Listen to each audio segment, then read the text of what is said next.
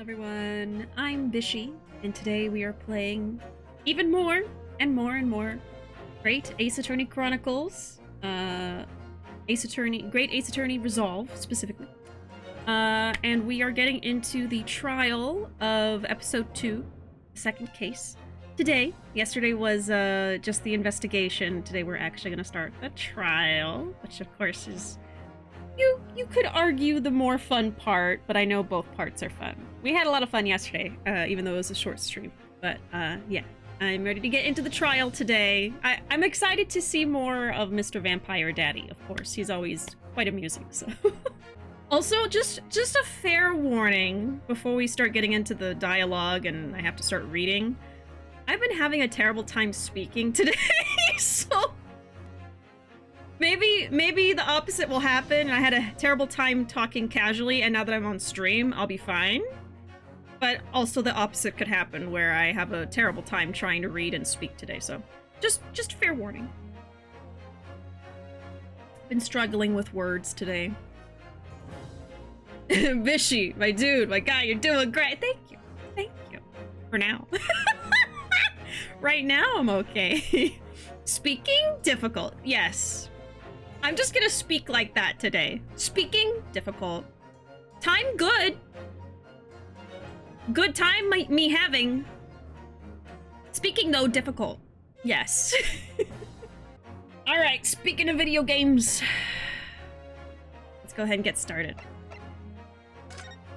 Alright, Memoirs of the Clouded Kokoro. Trial, Part 1.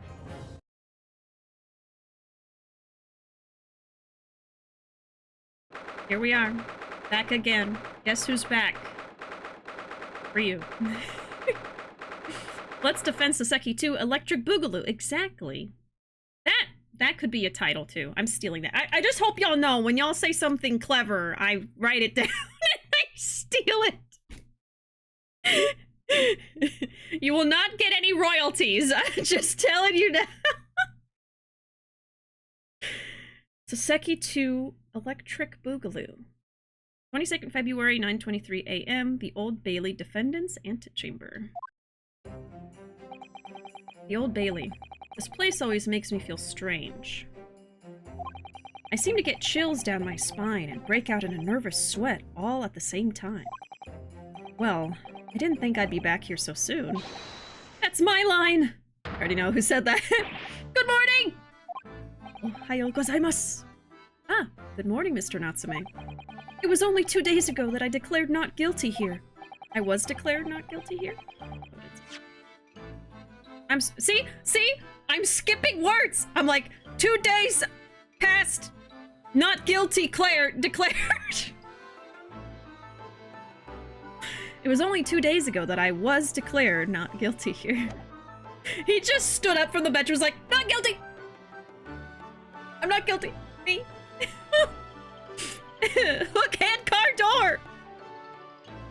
Oh, that's like one of my favorite, what would you call that, copy pastas? It's one of my favorites. All-time classic, you know. Top 3 copy pastas. Go ahead and leave the answers in the comments below. You'd think Rio would be used to it by now. I know, back-to-back cases, just all the shenanigans happening. I'm here to make clever quips and share facts, so let's go. You're doing your job. You're doing a good job. You're doing amazing. You're doing amazing, sweetie! Just recording with your phone while I'm streaming, recording. Yes, we somehow managed to prove he didn't stab Miss Green in the back. But now this! Another morning, another murder, and here I am again in this hellhole. Can't keep coming to court! I'm beginning to think he's right. It really does seem as though he's cursed.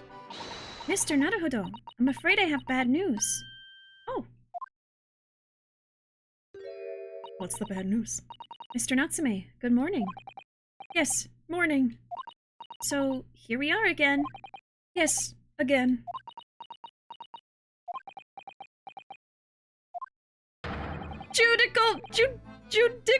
Judicial Assistant, Miss Mikotoma Esquires! What's the bad news? Oh dear. You heard, did you? If you come in shouting at the top of your voice, people can't help hearing what you say!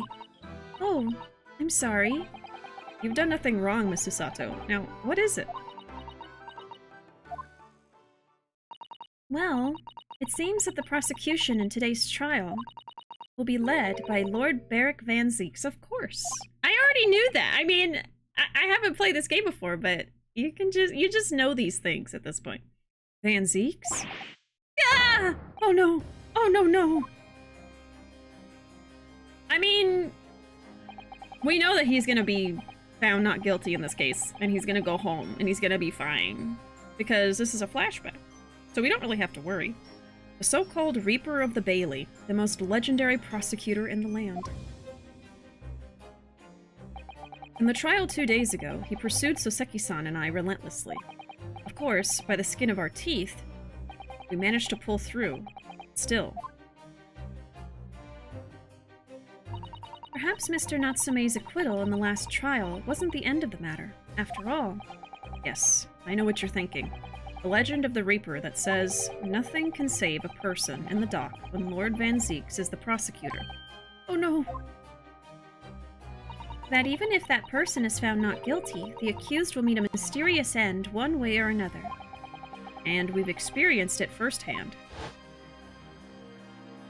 I mean, to be fair, he was murdered by someone else, so I don't think it really had anything to do with Van Zieks, but... A man we successfully defended met the most terrifying end after his acquittal, right here in the Old Bailey. Welcome in, Rupee. Howdy. His face. Do I have to put up with those ice-cold eyes boring into my soul again? Cursed by evil spirits, and now by the Reaper. Pair of petrifying perils, potentially... I thought he was going to say pupils. Well, if it's potentially, at least you appear to have hope, Mr. Natsume. Locum student, Mr. Naruhodo Esquire! Yes? I'm innocent! You have to believe me! You, more than anyone now. Don't worry. I'll be your steadfast ally every step of the way in this battle. I promise. And this promises to be a hard battle, I fear. He's very suspicious, but he's not going to be found guilty of murder either way. Because it's not murder. He's fine. He death dropped, but he did not die. He did not suffer death. Well, the trial is scheduled to begin shortly. We should move into the courtroom. Let's go. Oh yes, I forgot to say. I'm afraid he won't be able to make it. Mr. Sholmes, I mean. That's probably for the best. We don't want him here. Oh. Death, I dropped that.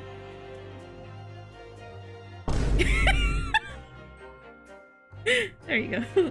Hey friend, welcome. How is the dash and gallantry? Going pretty good, I think. We just started.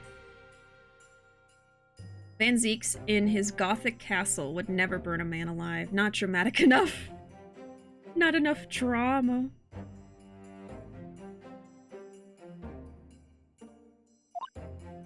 Oh. If he were here, I might be tempted to rely on his help. And that could be seen as a weakness. If Lord Van Zieks were to notice, he would prey on it mercilessly. At least, that's my gut feeling. Mr. Naruhodo. You're right. Yes, you're so right. Oh, well said, locum student Mr. Naruhodo Esquire, well said! I swear on the sword at my side and on the spirit of Kazuma that it harbors. I'll show him what a Japanese lawyer can do. I'll set you free, with honor. Oh yes. Oh yeah.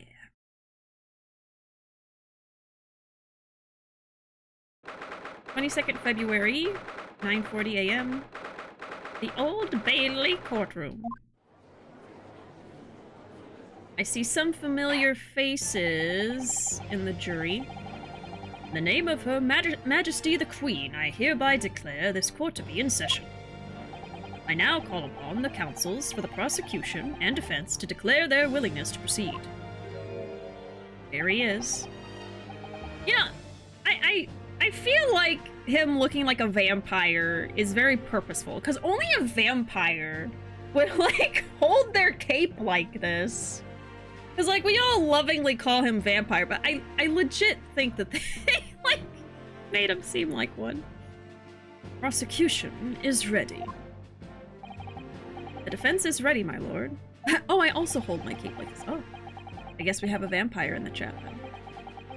It's spectacular. There's no way it's an accident. Right, right. Readiness for the trial, my learned Nipponese friend, is not what the defense needs. What you need is readiness for your inevitable defeat. It's not just in my imagination. It's really there.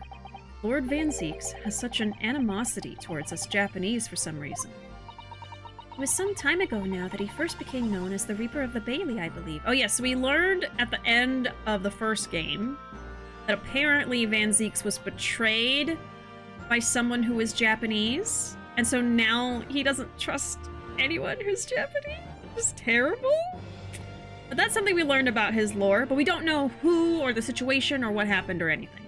We just know that what I just said happened. That's all we know.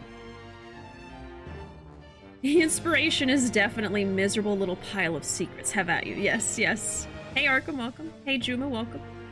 Welcome, welcome. It's not just my imagination. Lord Van Zieks really is there. Oh. It was some time ago. Yeah, he first became known as the Reaper. These past few years, he hasn't appeared in court at all. Yet now, he's back in the courtroom. Though for some reason, only when I'm defending, and we know that's on purpose. This Reaper, with his curious disdain for us Japanese, is a prosecutor shrouded in mystery. Still, this isn't the time to be pondering that. I have to concentrate on Soseki-san's trial. Furthermore, I now call upon the 6 ladies and gentlemen of the jury, who have been chosen at random to represent the will of the people in this trial. Are you ready to fulfill your duty? Yeah, the fact that we keep getting, like, the same people over and over, I feel like maybe it's like a tiny population they're pulling from. They're like, let's just get, like, 50 people and just kind of, like, swap them out all the time. And here's him again. Absolutely. I had a feeling this larrikin wasn't innocent before. Her again. I must say that I feel especially ruthless on days when my hat refuses to sit right. Him again. Well, I rather like how you're wearing your hat. I think the ruthless look is very fetching, actually. She's new. I need to be somewhere at 10 o'clock. I have a very important meeting. Let's make this quick. Him again. I couldn't agree more. I need to take home 5 bob tonight or the missus will go through the roof. And him again. There's only one new person. Oh, may the Lord show us all the light here and lead his flock to a righteous verdict. The British jury system is so very different to our own, isn't it? It's quite extraordinary to think that the power of judgment is in the hands of 6 members of the public, and that the judge can only pass sentence when all jurors are in agreement about the defendant's guilt.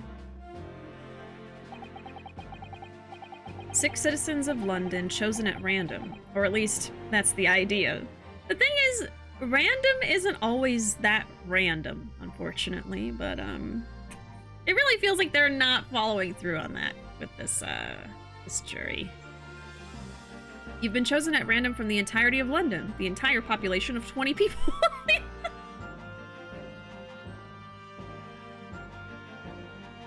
Exactly. Yeah, they're even in the same order. It's like, really? The prosecution would draw attention to the fact that the accused is on trial here but 2 days ago. Accordingly, where possible, the same jurors have been asked to return for duty today. Oh, okay. So this time it's on purpose. But you can't deny all the other cases have, like, the same few people a lot. Okay. You picked to bring back people with inherent bias. Yeah, that's kind of weird. Should they have the same jury? I don't know. I don't know how good that is. Wouldn't that be the reason you wouldn't use the same jurors? Yeah. I mean, they found him innocent before. So, I feel like that'd be bad for the prosecution, if anything. Very well. Let us commence the trial. Lord Van Zeeks, your opening statement, please. Ladies and gentlemen of the jury, it is not the intent of the prosecution to cast doubt over your past decision. However, the innocent verdict afforded to this eccentric Nipponese before has had dire consequences. Okay, so that's why he wanted the same people, because he's like, look, you found him innocent, he went on to kill someone, or attempt to kill someone again. Did the accused repent for his wrongdoing in that affair? Far from it. Instead, he used his freedom to perpetuate a most blood-curdling crime. Namely, that of the attempted murder of his neighboring lodger, an innocent Englishman. To explain the circumstances of the crime, the prosecution calls its first witnesses to the stand. Witnesses? The detective responsible for investigating the scene, and the accused himself. Interesting. I was gonna say, what witnesses? Okay. Witnesses, your names and occupations, please. Yes, sir. Tobias Gregson, Detective Inspector at Scotland Yard's Homicide Division. Ah, Soseki Natsume from the Empire of Japan. My government ordered me to come here as a student to study your language and culture. Mr. Natsume? Yes, my lord, sir. I'm quite sure I'm not mistaken that you swore an oath never to set foot in my courtroom again. Well, you can't really help it. I remember it as if it were yesterday. The day before, in fact, my lord, but close enough. Believe me, this is the last place I want to be. Inspector, let's hear from you first. Explain the case for the court. Right you are, sir.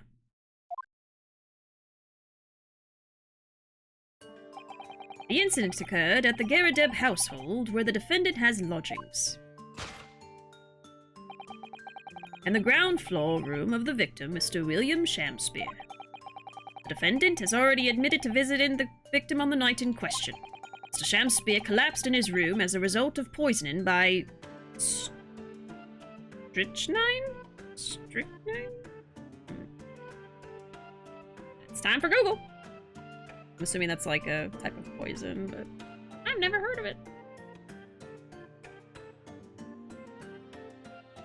Strychnine.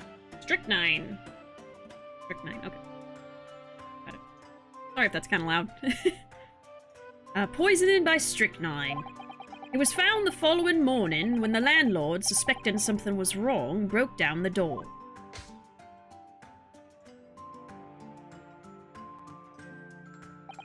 This means, I presume, that the door to the victim's room was locked at the time of the incident? Correct, my lord. It was locked from the inside, making entry to or exit from the room impossible. What is it with all of these locked room mysteries? There's so many! Although the victim, Mr. Shamspeare, lives to tell tale, he very nearly didn't. The man was halfway to heaven when we first found him. I was the first officer on the scene, my lord, and I have a photographic print here that I took at the time to show how it looked. I just feel like he's acting or something. Yes, a chilling scene indeed. Man looks very much deceased. Or sleeping. That's right. Everyone present believed that's exactly what he was. Very well. I shall accept this photographic print as evidence for the court. A photographic print of the scene taken by police upon arrival. The victim can be seen unconscious at the table, having been poisoned. Yeah, we've already got quite a few things here. I never looked at this.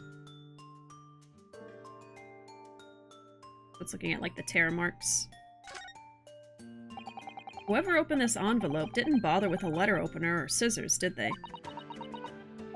Yes, whoever opened it was clearly someone with an unrefined temperament. And judging from the angle of the rip here, the person in question must have been right-handed. Oh, Miss Osato. I think perhaps someone's been reading too much of the Adventures of Sherlock Holmes. You can never read too much of it, Mr. Naruhodo. Never.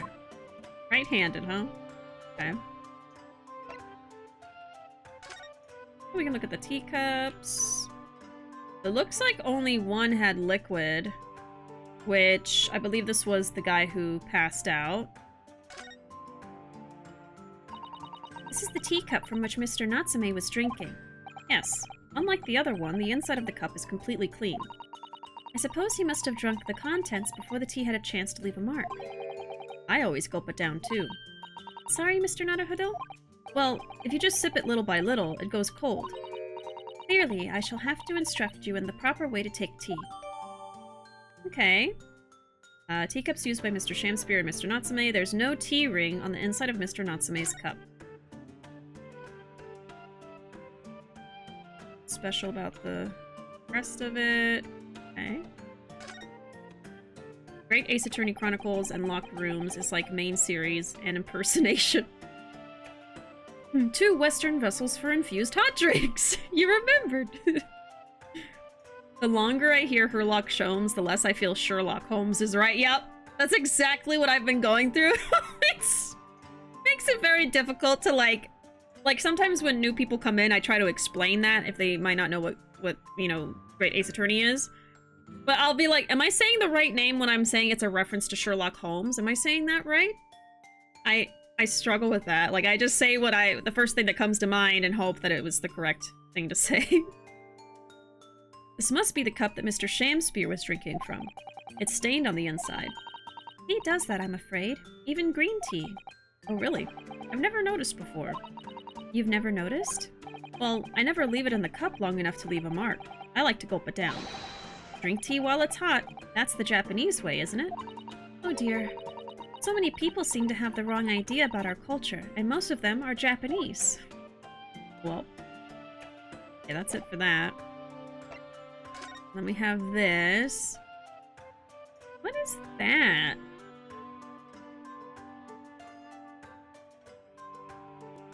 There's the soap butter. Butter soap! I don't know what that is. I'm gonna look at him. Can I tell what that is? No. It's like on his back?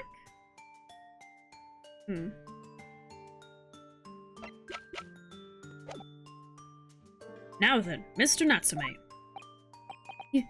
Yes? As the defendant, do you have anything to say at this juncture? They're haunted. Haunted by evil spirits. Good gracious, what's haunted? My lodgings! There's been a whole series of strange happenings in my lodgings.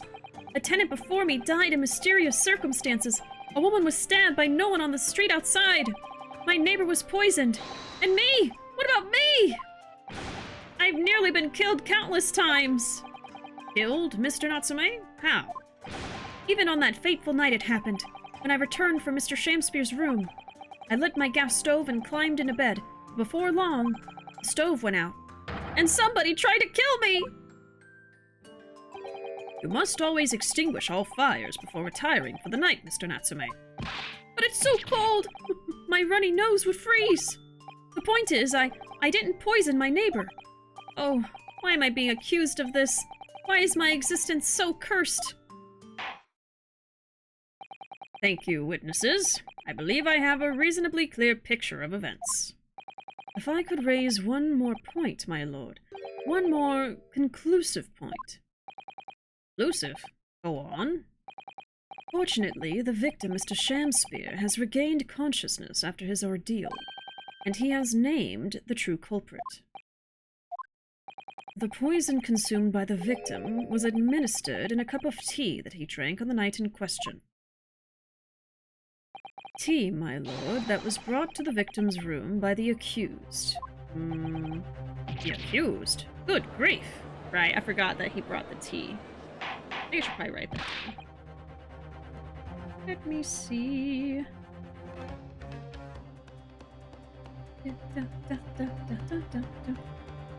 Natsume is the one who brought the tea.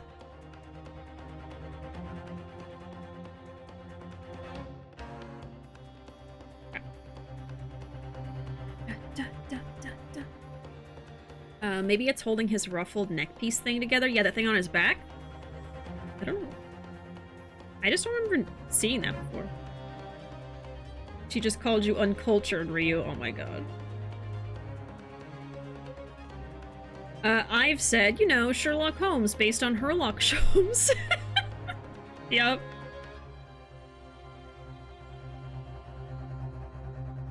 What kind of name is Sherlock Holmes anyway? Preposterous.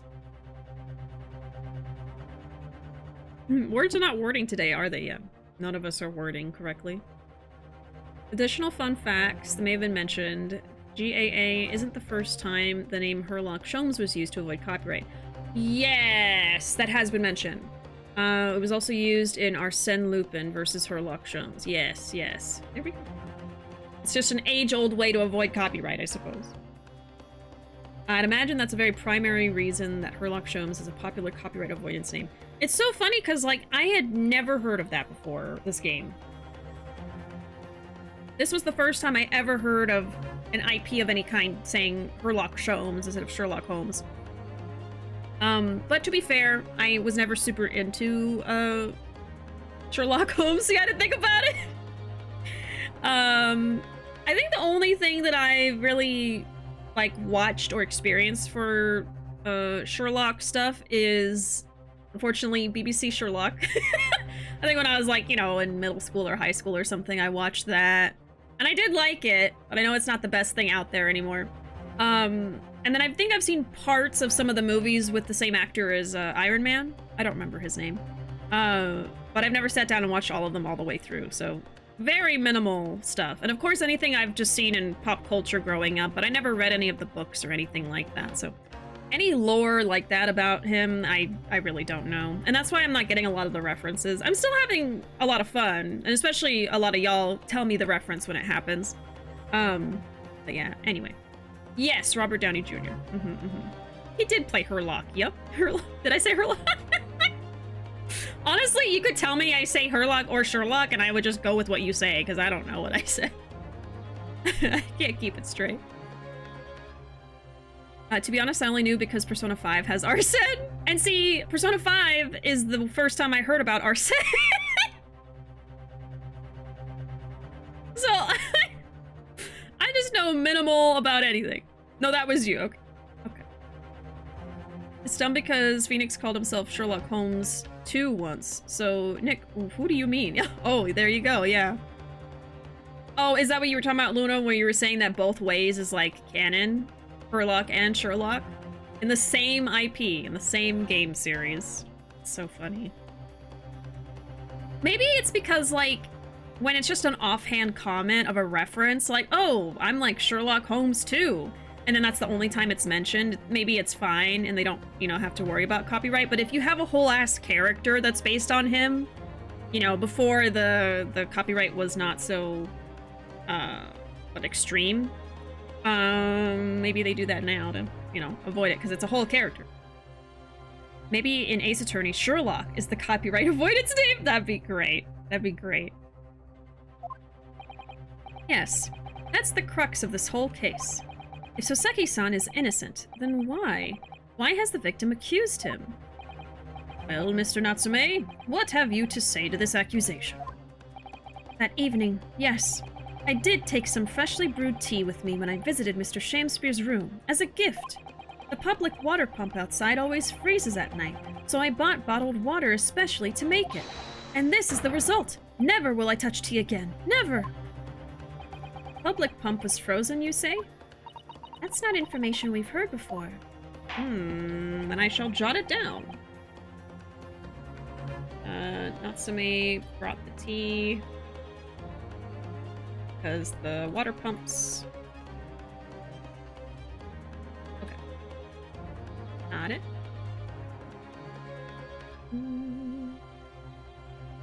Yeah, the Doyle estate is the owners, which I heard recently, like in the last year or so, people are able to use Sherlock Holmes in their works now, and like something about the copyright expired or something happened and it changed so that it's less strict now, like you can kind of just portray him however you want to.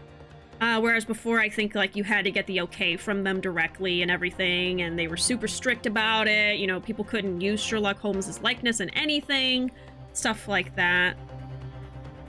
I think it's a little bit more complicated than that, but, you know, I'm not gonna remember all the details.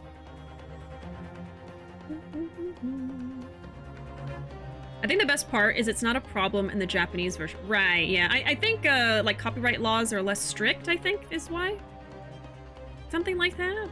I'm actually not sure. I suppose referencing him as the great detective is allowed as opposed to making an entire character being him. Right. Ace Attorney canon between Japanese and English versions is so different, and I adore it.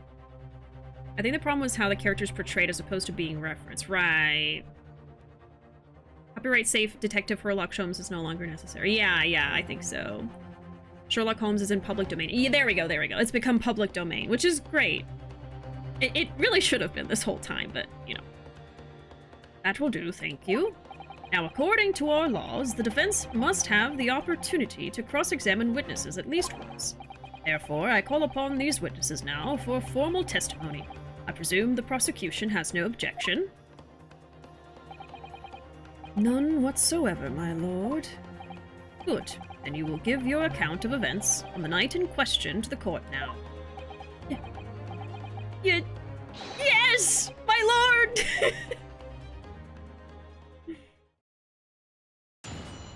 Public domain as of January. Yeah, so super recent. It hasn't even been 1 year since it became public domain. Wow. Yeah, it's really interesting that that happened, like, right before I decided to start playing this. A catastrophic night. It was around 9 o'clock that evening when I visited my neighbor, and I took some tea with me as a gift. We had a heated literary debate over a nice hot drink, after which I went back to my room at around 11. My tea was completely harmless. He couldn't have locked the door behind me otherwise, could he?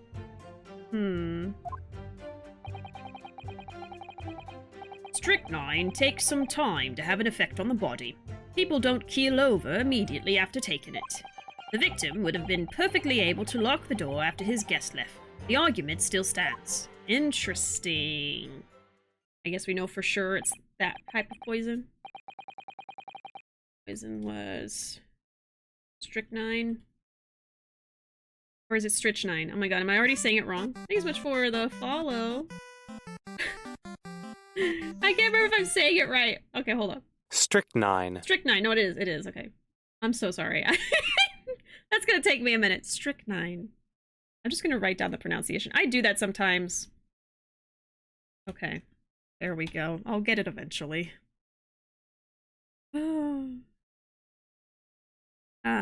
In 2026, the first year's worth of Nancy Drew stories become public domain. Oh, wow. That's still a little ways off. Interesting.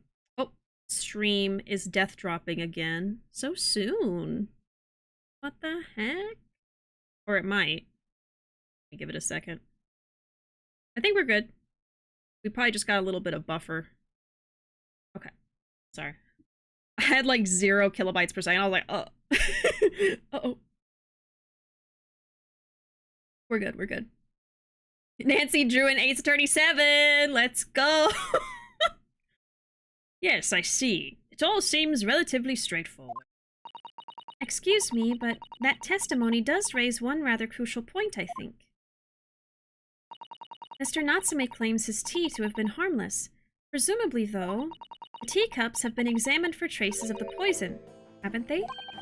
Why didn't I think of that? Well, as it happens, no. Oh, really? We haven't been able to. I hear you correctly, Inspector. Scotland Yard has failed to examine the suspect substance. How could you have overlooked something so important? Isn't that the first thing you should have done? My learned Nipponese friend is falsely incensed. The inspector said Scotland Yard was unable to examine the tea, not that it was overlooked. Okay, but why? Unable why? It's simple enough. There was none left. Not a drop. What about the stain? Someone must have been very thirsty indeed. With current scientific techniques, it's not possible to test for poison under such circumstances. We only need a drop, but that one drop does actually have to exist, funnily enough. The lack of examination notwithstanding, it appears nothing other than the tea passed the victim's lips on the night in question. I see. Thank you. Matter is clear. Cast your eyes over the jury, my learned friend. What? You can see it in their faces, I'm sure. The recognition of the accused's guilt. Your client's fate is all but sealed. For now. In mere moments from now, you will lose, and your compatriot will be damned for all eternity. He's right. I can feel all 6 of the jurors looking daggers at me. But I can't let them beat me down. I won't.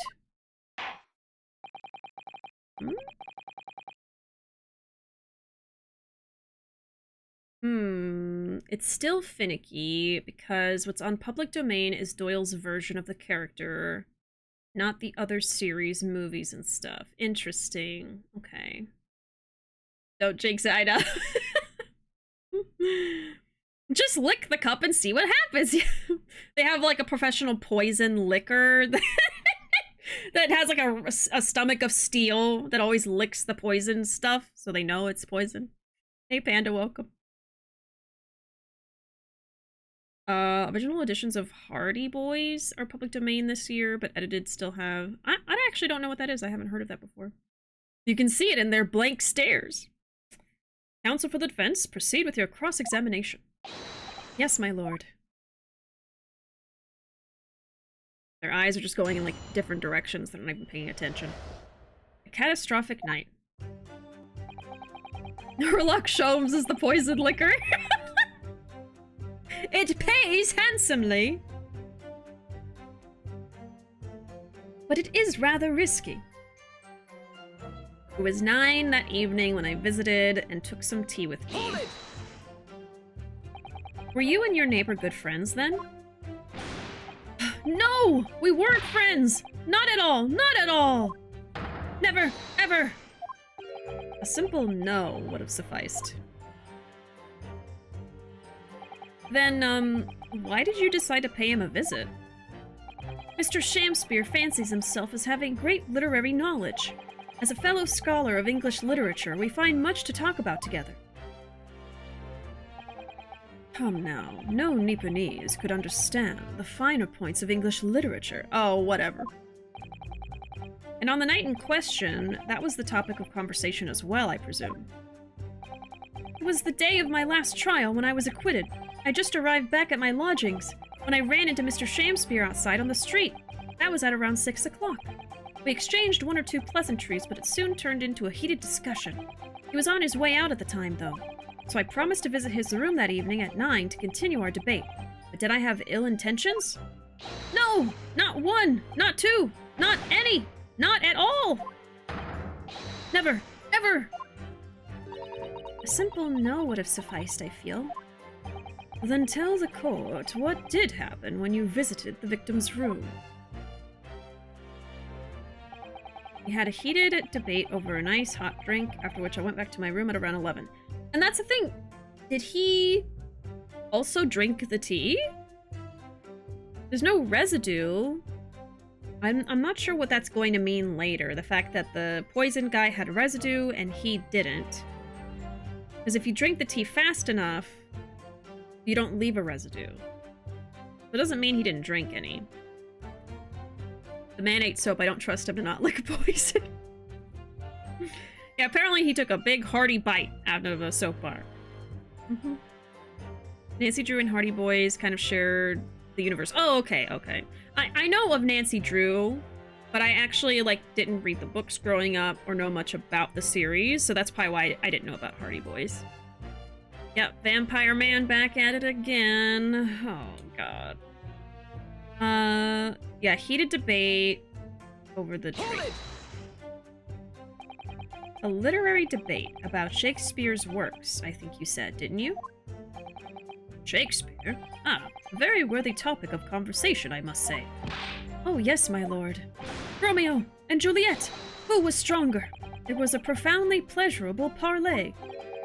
Romeo and Juliet. Who was stronger? I know I'm going to regret asking this, but how did the debate go? Well, we both agreed that we would reach a conclusion more quickly with a reenactment, so we battled it out, in a Greco-Roman style, naturally. What? Mr. Shamspeare had all sorts of costumes in his room for just such a contest. So when you say a reenactment, you mean you were actually in costume?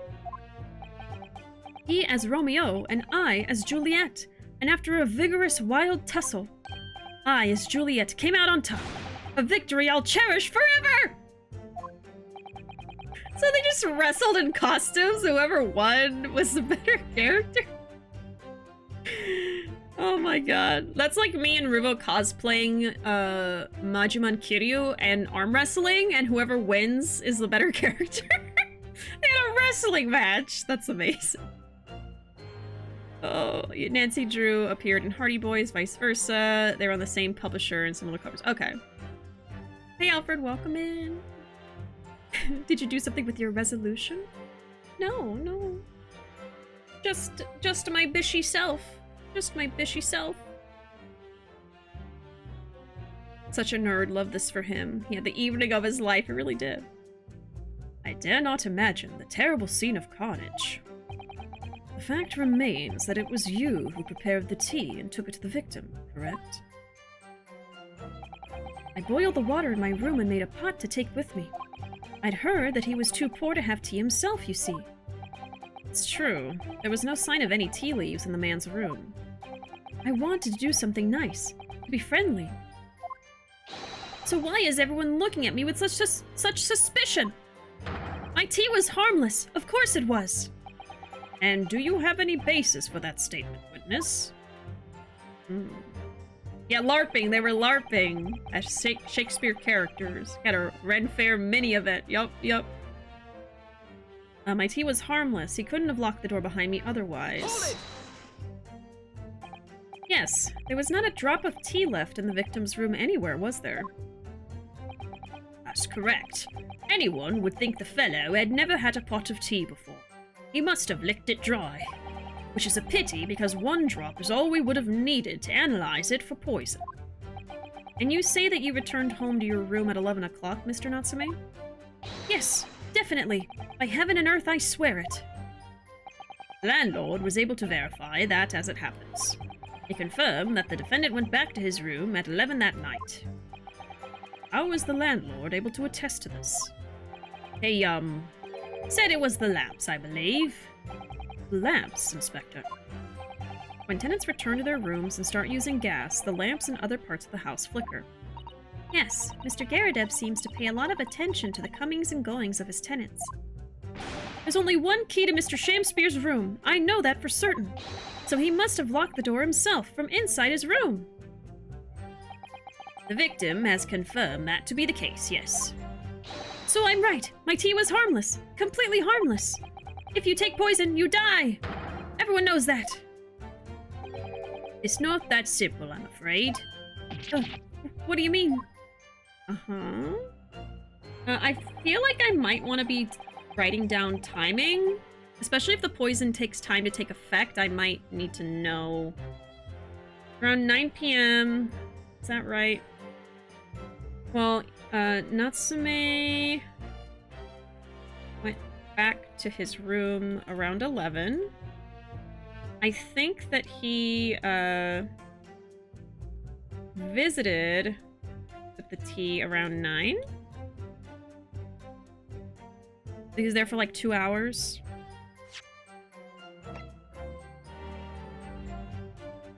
Oh, we still have the secondhand book receipt. Okay. We still have the street map. Interesting.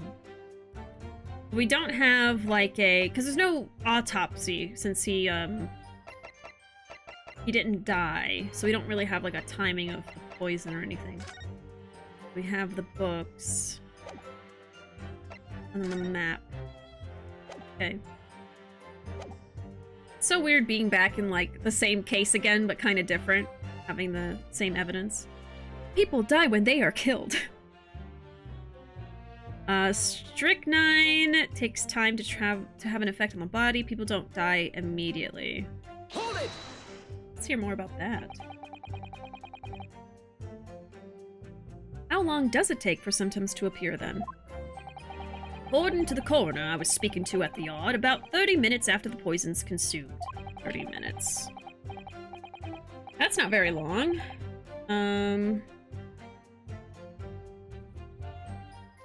Takes 30 minutes. Then the victim suffers violent convulsions, cramping, and stiffness, and eventually dies from asphyxiation. Ooh. So there's a 30-minute interval between when the poison is ingested and the onset of symptoms. There seem to be a lot of different types of poison in the world, that's for sure. Oh dear. Death by poisoning again. It's always so awful. 30 minutes is a long time. Certainly long enough for the victim to have locked the door behind the accused after he left. Can't deny that. And it further degrades Soseki-san's alibi. But when did they drink the tea? Because if he got there around 9 p.m., and the guy drank the tea around then, he would have had plenty of time to react, and he didn't.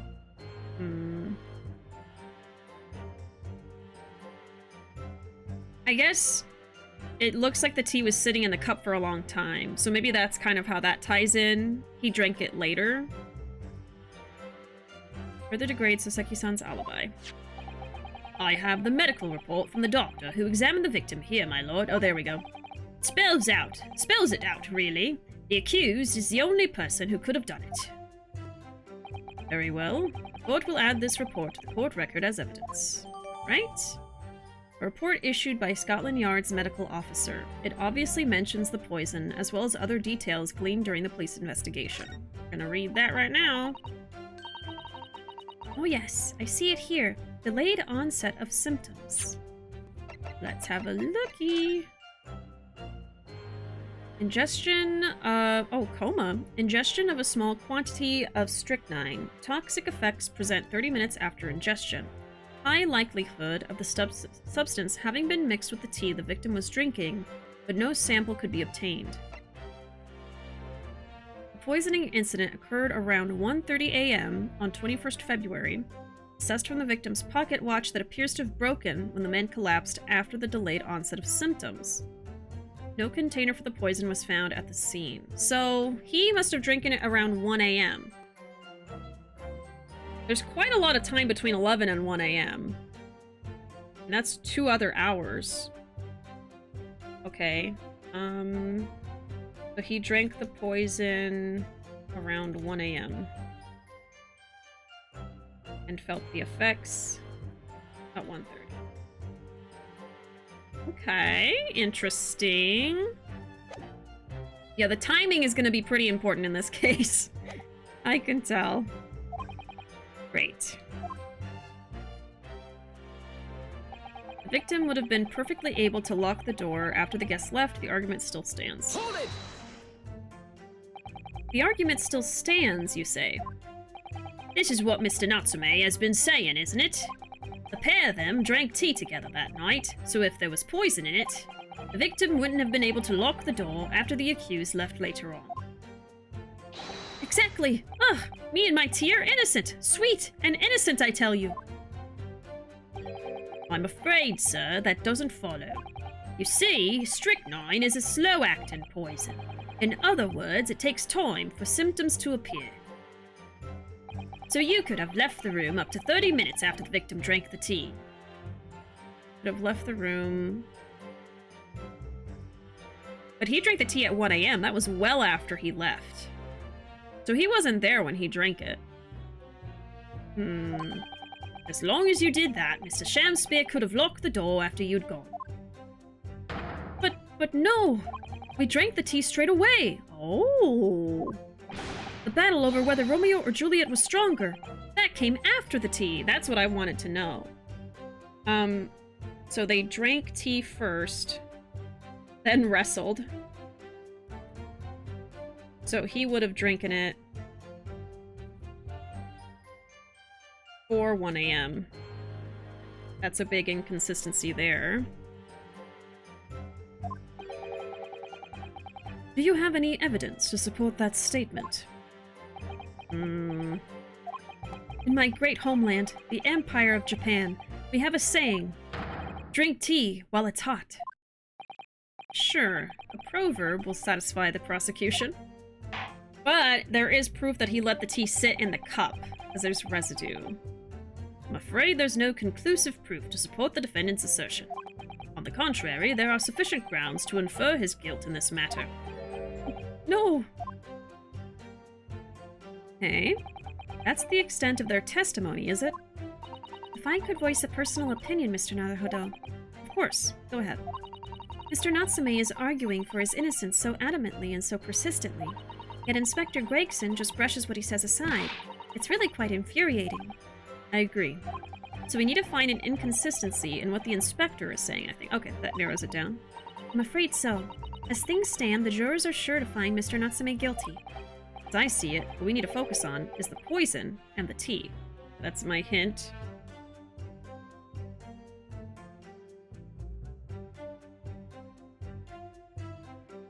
Okay. Just in case I get stuck. Let's listen carefully to this testimony. Yes. Okay, so let's get to Gregson's dialogue. I think it's these last two. It takes time to have effect on the body. People don't die immediately. The victim would have been perfectly able to lock the door. The argument still stands.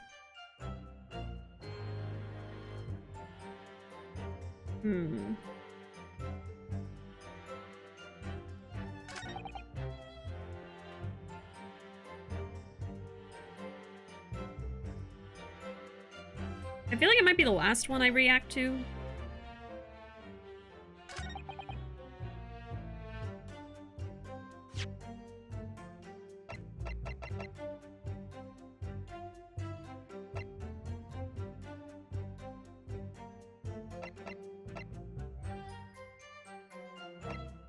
Maybe I could just reply with the medical report because it talks about the timing. Because otherwise, the only thing having to do with the tea is the tea cups, but I don't see how there's a connection quite yet. I'm just gonna go with this. After I save.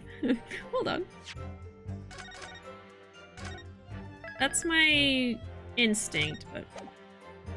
the time it says in the report is way after he had left. So that's why I think that there's maybe something to be said there. Let's do it. Objection. I think that was it. Okay. The argument still stands, you say? I think not, Inspector. Come again? I think you'll find that you've overlooked a very significant chronological inconsistency here. Yeah. Chrono what? What are you on about? According to this report, the victim must have consumed the poison at around 1:30 in the morning. Oh. Wouldn't have been at around 1? He says around 1:30? He felt the effects at 1:30. I don't know if Ryu is wrong there. Consumed poison around 1:30? Interesting. And yet, the defendant, Mr. Natsume, left the victim's room at 11. Oh. Yes, that's right. There's more than 2 hours of missing time there.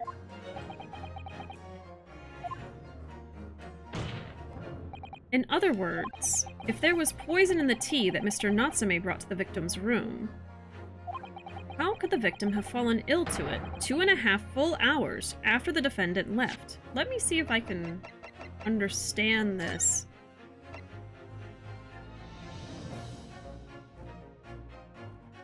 Oh, so maybe they're saying that he must have drinking the poison around 1:30 and the pocket watch stopped around 2?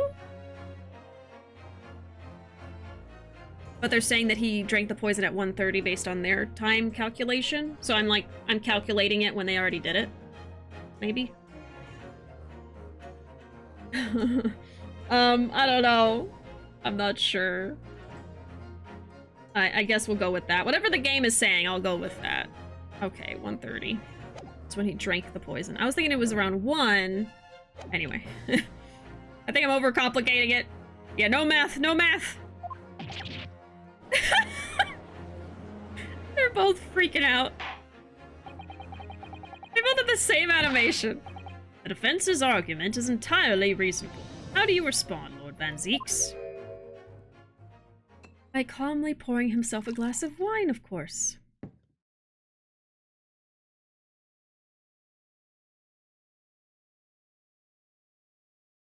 And making us all wait. Pray forgive the discourtesy if my mind has wandered. I was considering what cuisine would best complement the contents of my hallowed chalice this luncheon. How could it have happened, you ask?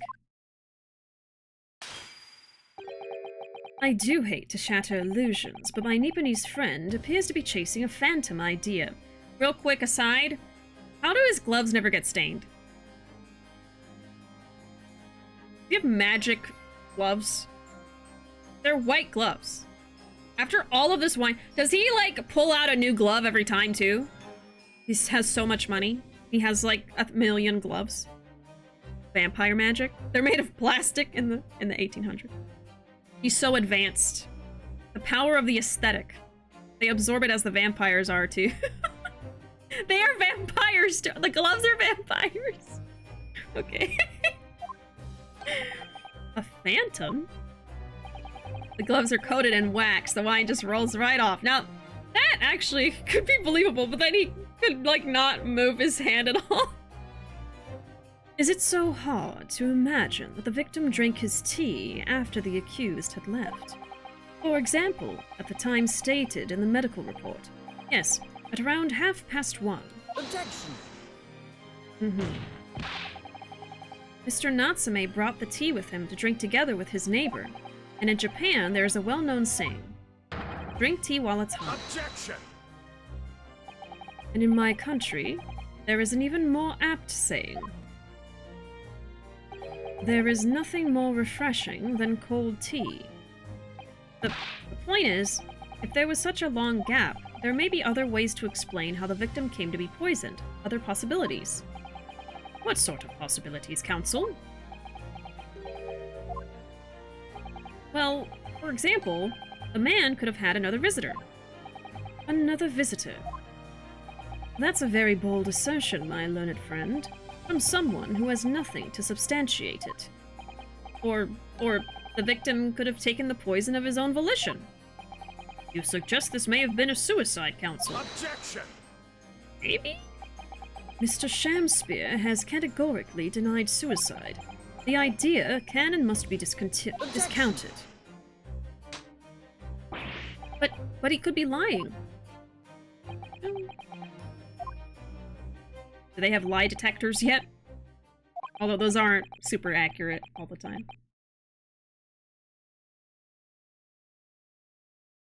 Here's another explanation. He has reversed Jesus and turns wine into water.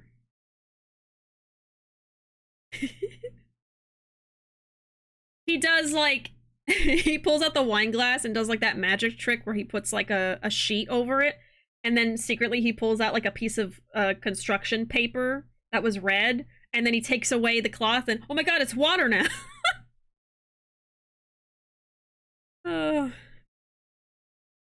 That is a magic trick, by the way. Maybe he just drinks through his hand and wears gloves to cover up whatever the heck that looks like. Love the variety of answers. Yeah, it's great. So much creativity. Something wrong, Lord Van Zeeks? I was listening to the sound of the carriage pulling up outside the courtroom. Pray, forgive the discourtesy. Carriage? What carriage? Oh, is he here? It would seem that the key player in this case has just arrived.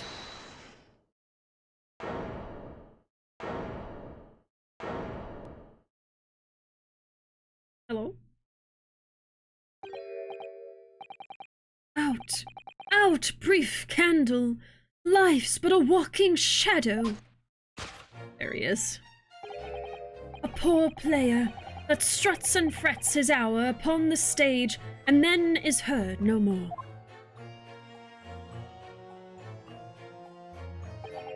It is a tale told by an idiot, full of sound and fury, signifying nothing.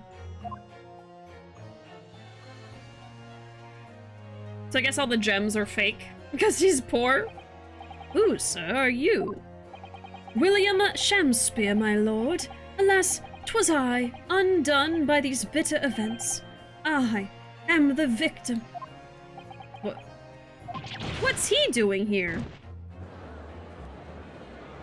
Yeah, I don't see that little thing on the back of his neck that was in the picture. The prosecution seeks to call this gentleman to the stand. With his testimony, my learned friend's futile resistance will be utterly crushed. You're calling him as a witness? Very well, counsel. I grant your request with interest. I'm curious to discover what the court shall hear from the victim himself. Is this the first time I've seen a victim as their own witness? I'm trying to remember. Keep in mind, I've only played the original trilogy and now these games. I haven't played anything past 3.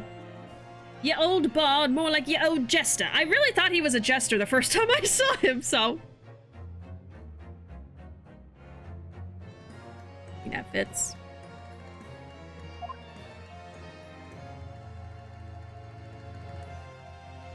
Yeah, the original trilogy, everyone's just dead, so, yeah.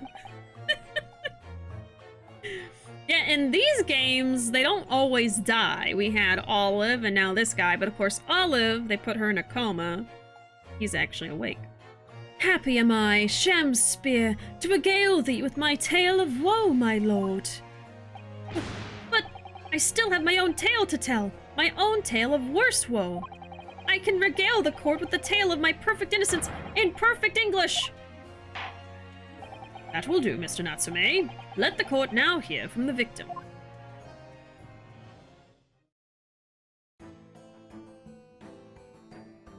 There's that smile. And then why are you here? Alright, so that's Mr. Shamspeare. But who's that other man beside him? I bet they're both in on it. Yes, I feel sure that we've caught a glimpse of that man before. State your names and occupations for the court, please, witnesses. A writer of words so sweet, they do scent the breeze. An inventor of ideas so profound, they compose the earth. The unrivaled poet, the unmatched scribe, William Shakespeare. With a great bard to be recalled to life anew, lo, what a magnificent man! Good fellows, I am he who ponders such a miracle, William Shamspeare. Oh, the name's Meterman. Adron B. Meterman. Adrian B. Meterman.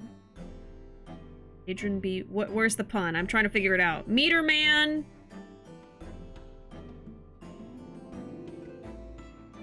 I think it's referring to something. Adrian. Is there a pun here? Adrian B. Meterman. I work for the Altamont Gas Company, East End branch office.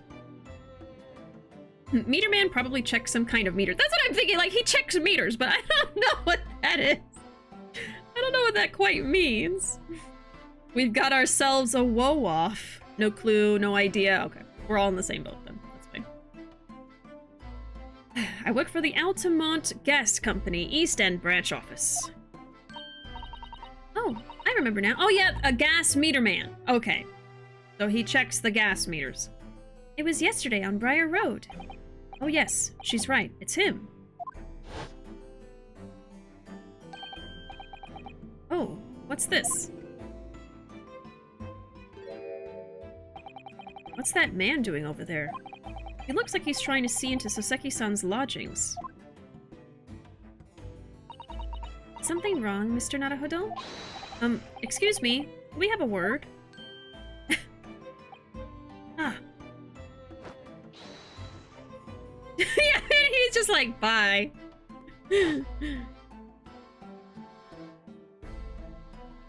Yes, we spotted him outside Mr. Garadub's house that morning. And he's a gas company employee? What does he have to do with this case? So, Mr. William Shamspeare, you are the victim in this miserable affair, correct? Oh, heaven! Oh, hell! Do you command me to remember that sweet poison that didst cross me and cross mine innocent lips? I subpoenaed him for the trial, with his doctor's permission, naturally.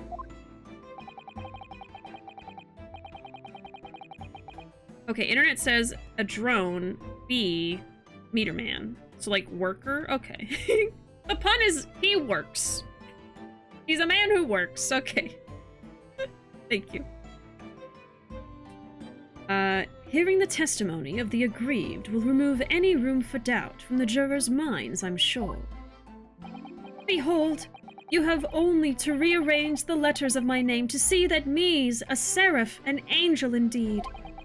Thus be I noble of mind, sweet of nature, and verily honest of heart, as all heavenly angels be.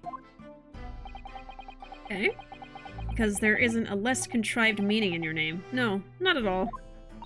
The jurors seem to be very moved by this man, I'm afraid.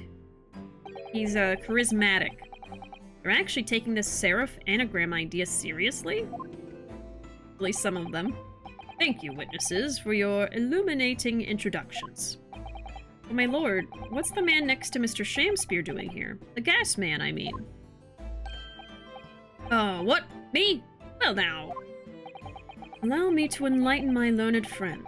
You recall, I presume, your earlier impertinence. When you suggested the victim had another visitor to his room on the night in question, and moreover, that the victim is a compulsive liar. What? No, I didn't quite say that. This young chin-stroker is here to controvert your wild claims, conclusively. Am I saying controvert right? Why can I not? Oh my, I can't remember. Controvert? What is wrong with me? I'm like losing my mind. Controvert. Yeah, controvert. It sounds wrong. It sounds wrong when I say it. I'm sorry. I think in my head I'm thinking convert, and that's why it sounds weird. Controvert. Is that not so, Mr. Meter Man? Hang on. No, I'm just here. Okay. I hereby call for your formal testimonies. You will tell the court as lucidly as possible what happened on the night in question. One may smile and be a villain. Yes, it doth pain me, but let the truth be spoken, the truth of that wintry night of my discontent.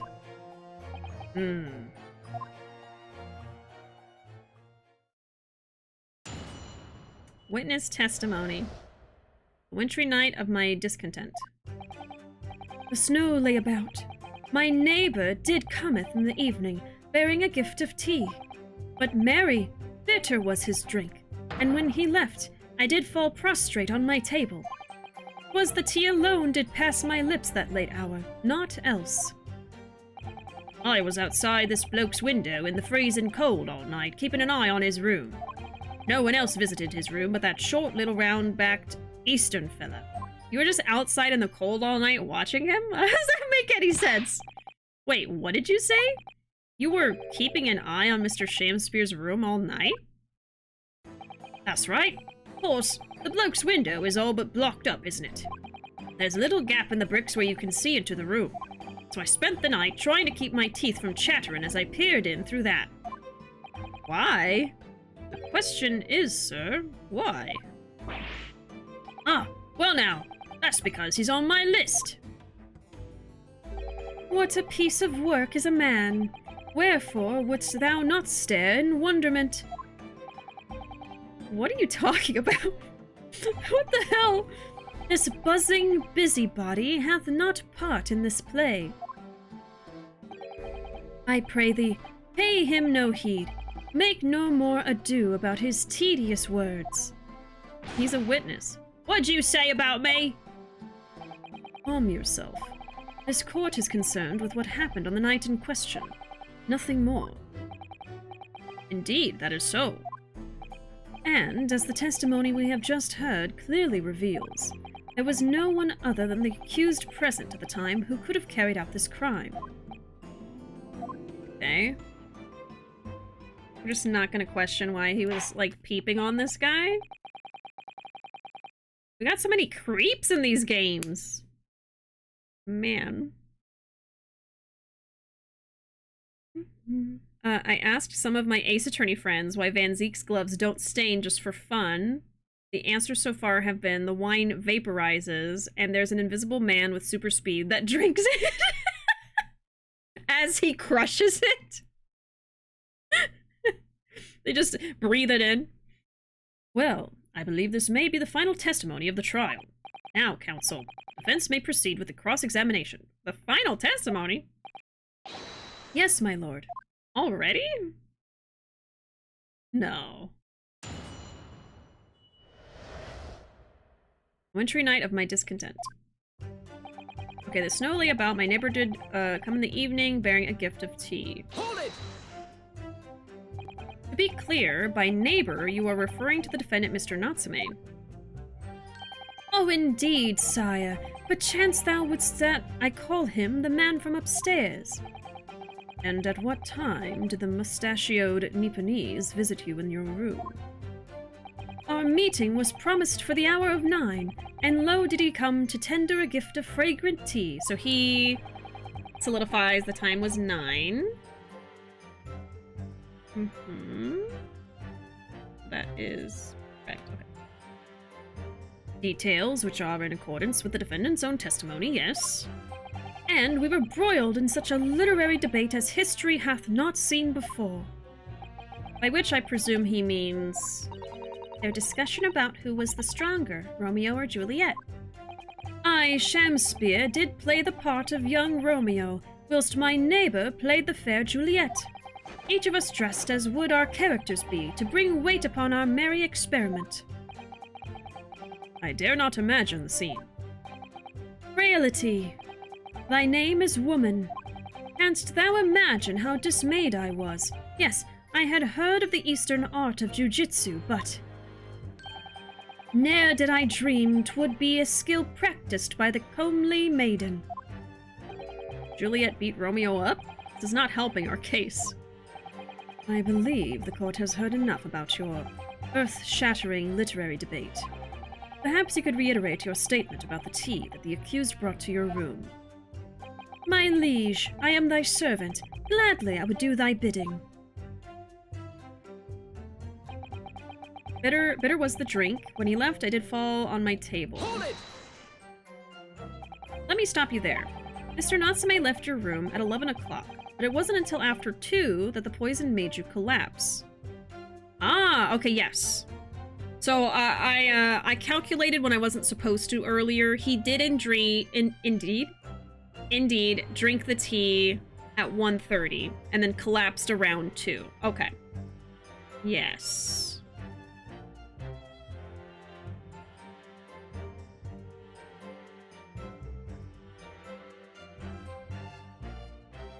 Right. That amounts to no more than 3 hours of missing time. What's he doing? Oh, what's he doing? He's got the moves. Look at him go. Look at him go. New stim acquired.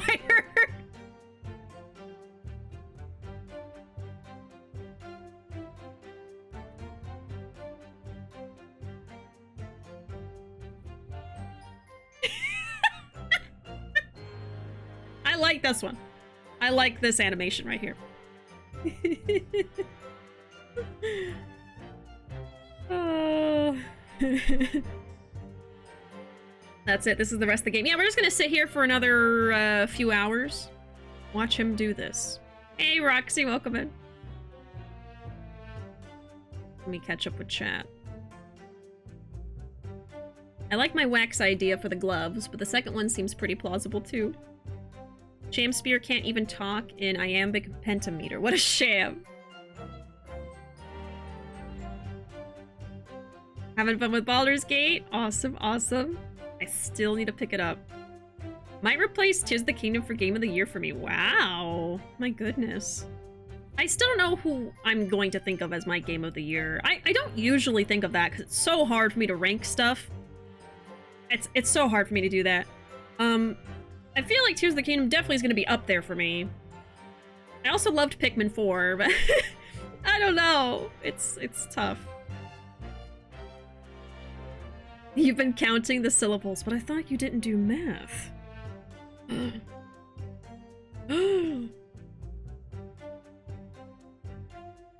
Doing the robot before robots was a thing. Oh my god. He's being silly. Just a silly little guy. The Nightmare Before Christmas is returning to theaters October 30th to celebrate its 30th anniversary? I didn't know that. Ruuuvo, we've got to go. That's our movie. We love that movie. I've seen it like a bajillion times. Counting isn't math. Counting is counting. Another friend said a skill honed over many, many years that he got rid of the wine. October in general. Okay. I wrote it down. I gotta go see it in theaters. I never got to see it in theaters. I think I only watched it like on VHS growing up. Perhaps I shall have to make a visit to my local theater. Haven't seen it before, haven't seen it this week yet. Dishonor to my cow. Dishonor. Dishonor to you. Honor to your family. And all your livestock. Not just the cow. Everything. If the defendant had really put the poison into your tea, that 3-hour window of time is something you're going to have to explain. Gladly. 'Tis an easy task. What? I did drink of the tea, not while my guest didst tarry, but after he took leave of me. Okay.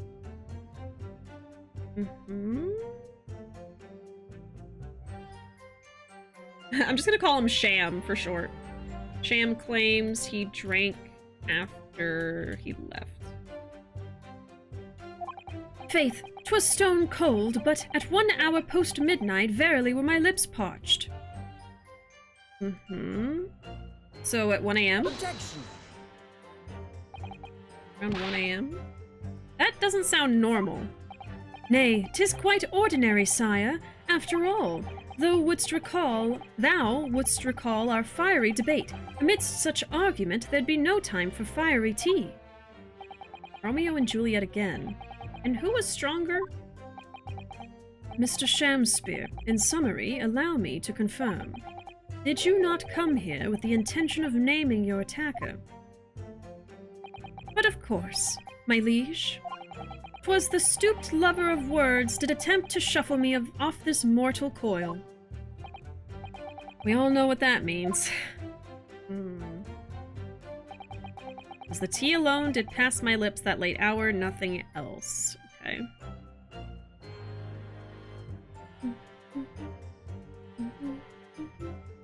Juliet had Romeo in one of her famous chokeholds. I'm just imagining them in the costumes, like Natsume in a wig, choke holding him. I'll only drink the tea. So, you didn't have any kind of evening meal? Dinner? Supper? Ah! Fie on luxury, fie on gluttony. To eat thrice daily is but a waste of time. Sorry? I would that my belly were full. No more oft than the sun doth rise. You only eat once a day? So bad for you. Well, most heroic eating habits, I must say. Night and day do I fill my hours with learned study of the great bard and playwright. Hence it is that there doth not in my chamber be than the costumes of mine art. That would appear to be the case, as even a rodent was found starved to death in your room. No, the rat! Now I think of it, it's not just food that was conspicuously missing from that room, is it? I don't recall seeing a single player script anywhere. For I have devoured them all. You've eaten them? Every word be within my skull. Didst thou imagine otherwise? Right. That wasn't misleading at all. Now, could you turn around, do you think? Which brings us to the conclusion that the only way the poison could have passed the victim's lips is in the tea. Huh. What if he did eat the soap? I don't know. He ate a book? Yeah, he actually did eat the scripts, but he just wanted to cover it up. He got embarrassed.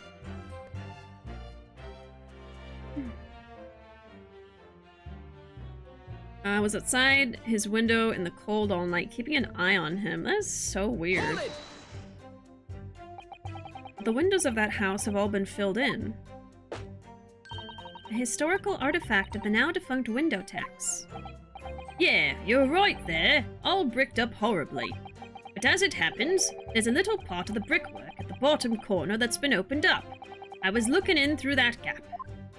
Yes, there were a few bricks loose, weren't there? And for some strange reason, a couple of bars of soap lined up on the ledge outside as well. I don't like going around poking my chin in other people's business, especially on freezing cold nights. But them's my orders, so that's what I'll keep doing, as long as there's breath in my body.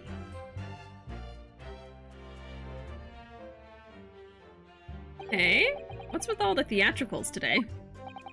Out of interest, Mr. Meterman, after the accused had left and returned to his own lodgings, did you see the victim leave the room at all? No, he never left. He was in that room the whole time, as far as I'm concerned. And we can therefore discount the possibility of suicide. How can you be so sure of that? The police carried out a thorough investigation of the scene and found no receptacle for the poison. And since we know the victim didn't leave his room, and hence didn't dispose of the poison's container himself, it's clear that this was no attempted suicide. Only the culprit could have removed the receptacle.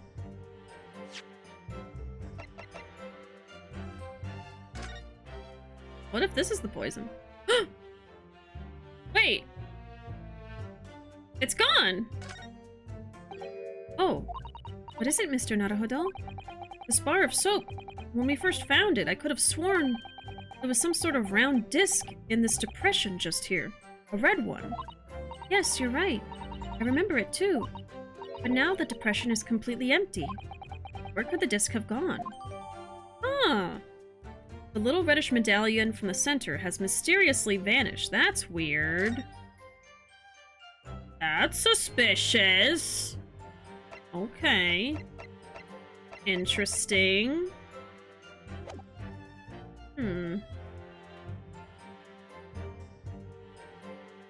It's coming back to me. The celebrated scene where Romeo attempts his patented suplex move on Juliet with varying degrees of poetic success.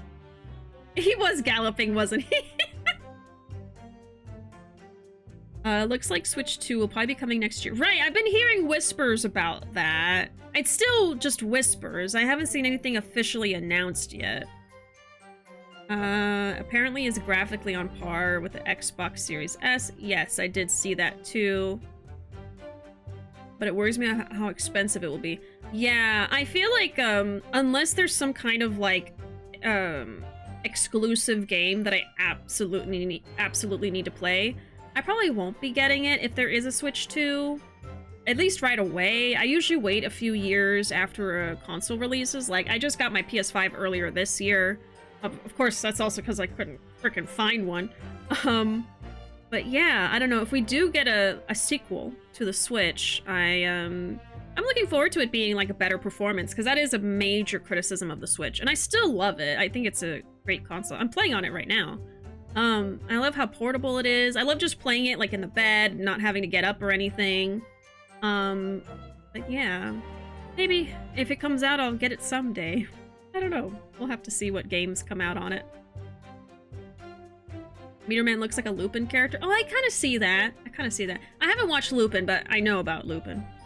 And I know the art style. Like the detective. I heard they have FF7 Remake working on it. Right, yeah. But I'm sure it won't be an exclusive, so it still won't be a reason for me to get it. Because I probably would still just play it on, like, my PS5 or something. I feel weird engaging with the rumors because I feel like it could just be made up since it's not official information. Right, that's why I hear about it, I see it, but, like, I don't see a huge point in, like, heavily discussing it, which is fine that you brought it up, but, like, if it's just rumors, I have no clue what's true. You know what I mean? So I'm just gonna wait until there's some kind of official announcement, and then I'll put more stake in, you know, oh, I can think about getting one, or we can learn more about what the performance level is like. But yeah, I feel like rumors are kind of sticky in gaming.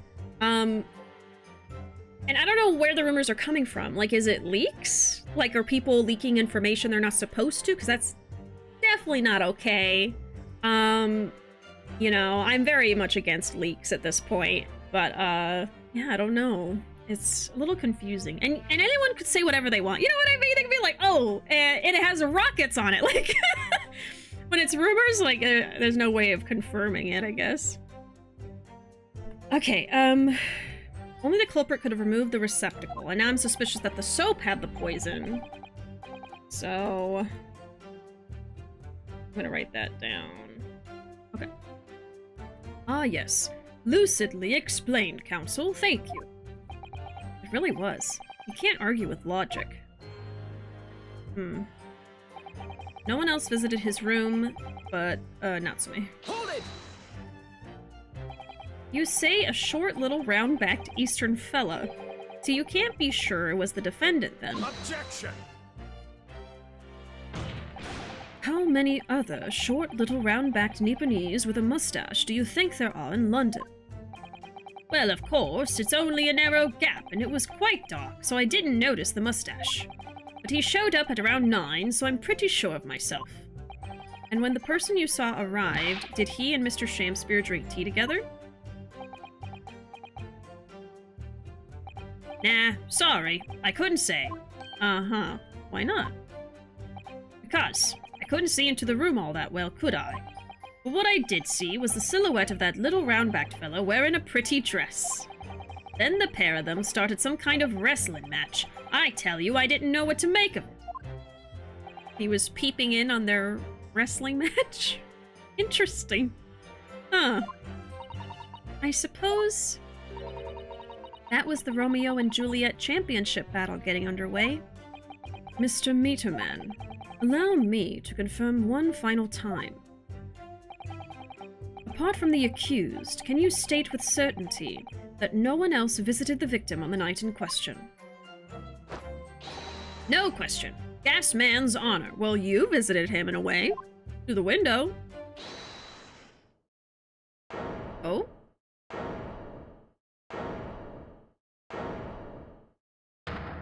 Oh.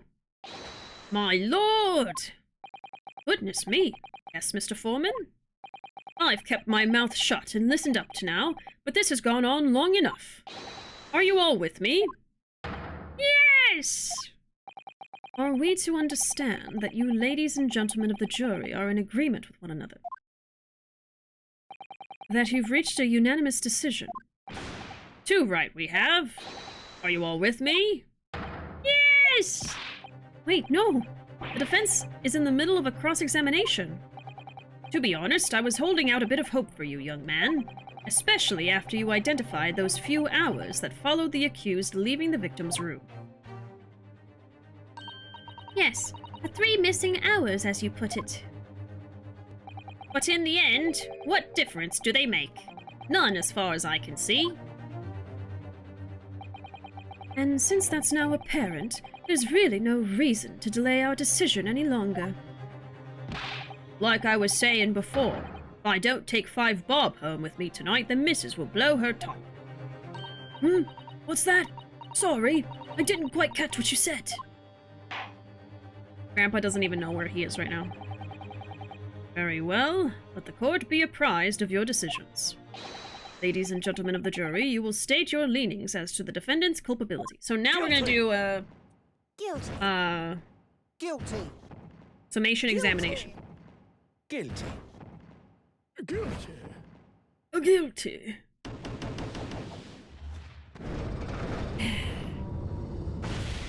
What a familiar sight. All of you? Every single one. In this corner, Juliet the Roundhouse Kicking Queen of Italy versus Romeo, the suplexing powerhouse of Venice in tonight's WWE Italy!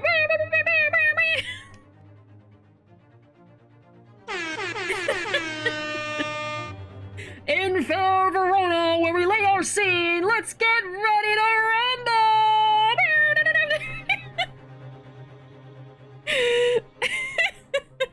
The wrestling match of the century.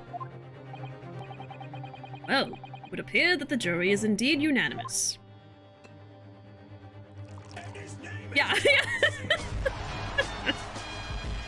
This is canon now. So, this time at least, it seems justice will be done. All's well that ends well, as they say. This calls for a toast, I feel. To the guilty being punished. Ugh. What?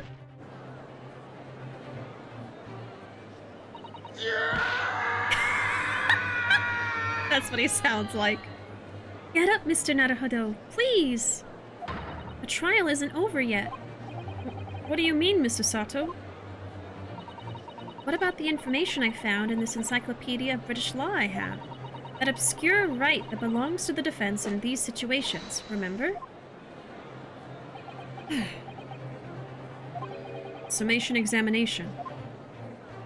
Yes, that's right. We don't have a jury in Japanese courts, of course. But here in a British court of law, if we can reverse the decisions of a majority of the jurors, we can force the trial to continue.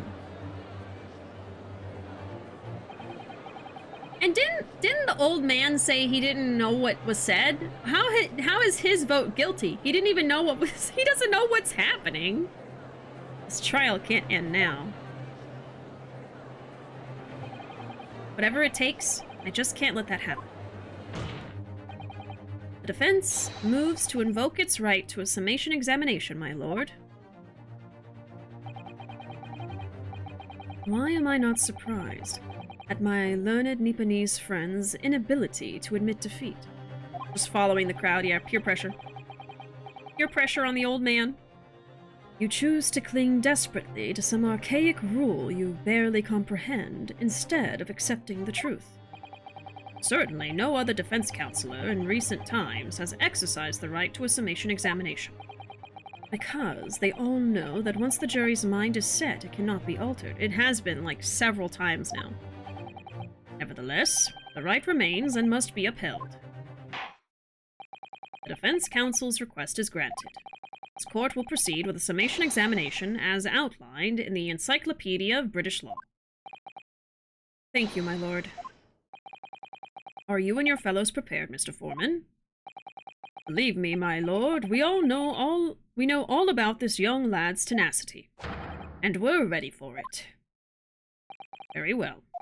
In that case, ladies and gentlemen of the jury, I hereby call upon each of you to state the grounds upon which you find the defendant guilty of the crime for which he stands accused. Hey, Jake, welcome. The old man just wants to be at home, but Van Zeek's dragged him to court. Yeah, he's like, I want my applesauce. The juror's contentions. He just wants to take a nap and eat some applesauce. The victim may not be well off, but he's a noble man and straight up. There's no reason to doubt the man. Even though his name is literally Sham. Well, I do declare the good gentleman has no reason to lie. In fact, I think he's rather splendid. Just look at the accused by comparison. He's Japanese, stoops all the while, and has a mustache. Very fishy. Why is the mustache a thing that they don't trust? Like, there's so many British people with mustaches, aren't there? Like, I think literally the leader of the jury right now has a mustache. Even Gregson has a mustache. Aradeb has a mustache. Like, what is wrong with y'all? Oh, good night, friend. Good night. Have a good one. We'll see you later. How's the game treating you? It's good to see you. Hope you're well. I'm doing pretty good, thanks. Yeah, we're having a good time. In Ace Attorney, we are doing the second case of the game, and we've just started the trial today, so making some good progress. I think we'll definitely finish this game before the next trilogy releases, so we have plenty of time.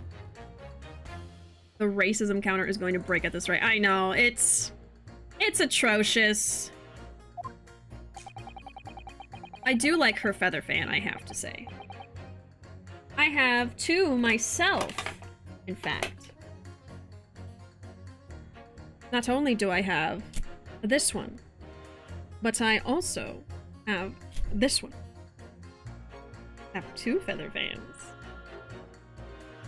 Oh yes. Double the fanning. When I'm super thirsty, this is what I do. Feather fans, yes. Yeah, I found this particular, I think it's actually an Amazon listing. It has a bunch of different colors. I've always wanted a feather fan, especially a rainbow one. And so I got a few feather fans, and they're amazing. Very fancy fan. Yeah, I can tell that's what she has, too. It matches her outfit. There's no evidence to suggest the gangling actor is a Franceman, for now at least. I really don't care, like. I just need this trial to end quickly. 3 hours of missing time is nothing when you reach my age, you know. Nothing at all. I knew it. Every single one of them seems completely convinced. It would seem that all the jurors have come to the conclusion that Mr. Shamspeare is a fine, upstanding, and honest citizen. If you ask me, they've all been bewitched by his strange theatrical movements. And sadly, nothing Mr. Natsume has said appears to have registered at all. Well, here goes. Let's not forget. I've pleaded with the jury on Soseki-san's behalf before, and it worked, so you never know. Before we begin, it might be an idea for me to remind you exactly how a summation examination works, Mr. Naruhodo. Oh. Well, you're still very new to British law, after all. That's true, I suppose. And Soseki-san's fate is entirely in my hands now, too. There's always a chance I might have forgotten some crucial detail. Perhaps I should hear Susato-san out. I wonder, should I let her talk me through it again, or not bother? No, we're fine. I mean, I've been doing these a while. We're good.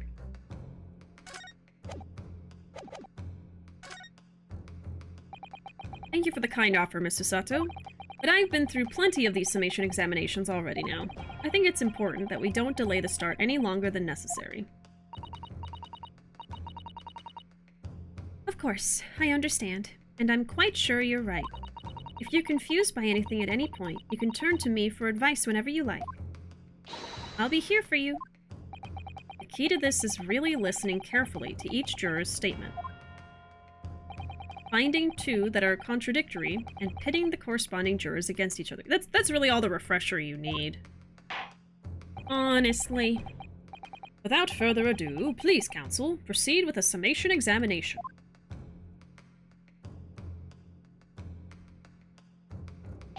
Yes, my lord. Alright, let's do it! Jury examination. Defense's rebuttal. The victim may not be well off, but he's a noble man and straight up. There's no reason to doubt him. I had a bit of a day yesterday, but luckily today's been a lot nicer for me. Oh, I'm sorry to hear yesterday wasn't great, but I am glad that the next day treated you better. I'm glad to hear that. Hold it! I hope tomorrow is also a good day. Here's hoping. Well, there are plenty of people in London who seem noble but poor. Wouldn't some of them also be liars? I've no doubt about it. Like that shaky client of yours, for example. Absolutely not. Mr. Natsume is no liar. Technically, he is. He does lie. Look, the point is, the only thing that passed the victim's lips that night was that Japanese man's teeth. When you take the gas man's testimony into account as well, the truth couldn't be any clearer. Well, that's alarmingly logical. But let me be frank here. I'm a gentleman, the gentleman's values. If it turns out that the old Shakespearean chum is a rotten liar after all, I'd gladly change my decision about the defendant. I wonder if we have anything yet. I don't think so. Sorry.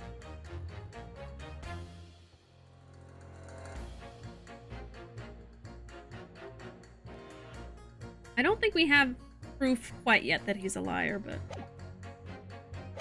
we'll see. And I'm sure my fellow gentlemen on the jury would do the same. Isn't that right? Well, yes, perhaps. Though I don't see it happening. Eh? What's that? Elderly gent on the end here, you know. You'll have to speak up. Look, I really don't care about all this nonsense. I just need this trial to be over. How many gentlemen do we actually have on the jury, then? Alright, sir. I may hold you to that. Don't forget what you said. Okay. I declare the good gentleman has no reason to lie. I think he's rather splendid. Hold it! Are you saying you believe the man to be trustworthy because he's rather splendid? No, that's not what I said. The point is, the man is the victim here. What reason would he have to lie? And yes, he is rather splendid. So you say, yet again. Meanwhile, the man who stands accused behaves so suspiciously, it's exhausting to look at him. I'm afraid he's not splendid at all. Splendid logic there, madam. Thank you so much. Okay, so that's not helpful. Just look at the accused by comparison. Oh my god. Hold it! No, no, no. Not one of those things is a reason to find the man guilty. But he is fishy. There's no point dancing around the fact. He's Japanese, he has a mustache, and he stoops. You see, you arrive at the conclusion in just 3 steps. 3 steps, like a waltz, in fact. You know, the more I think about it, the more this trial seems like a dance. You seem to be several steps ahead of yourself, though. And you're on the wrong foot. No, there's nothing but circumstantial evidence here. There's no actual proof of the defendant's guilt. But the victim's version of events is backed up by what the big-chinned man next to him says, isn't it? 1, he saw the Japanese man there. 2, he saw no one else. And 3, he saw the Japanese man there. Oh, that's another 3 steps. All this really does seem more and more like a waltz, doesn't it? Right. And the prosecution will waltz its way to victory if I let you speak much more. There's no evidence to suggest the actor is a fraudsman for now. A lot of them are saying this, actually, that there's no reason to think he's lying. Hold it! A fraudsman? What do you mean by that, madam?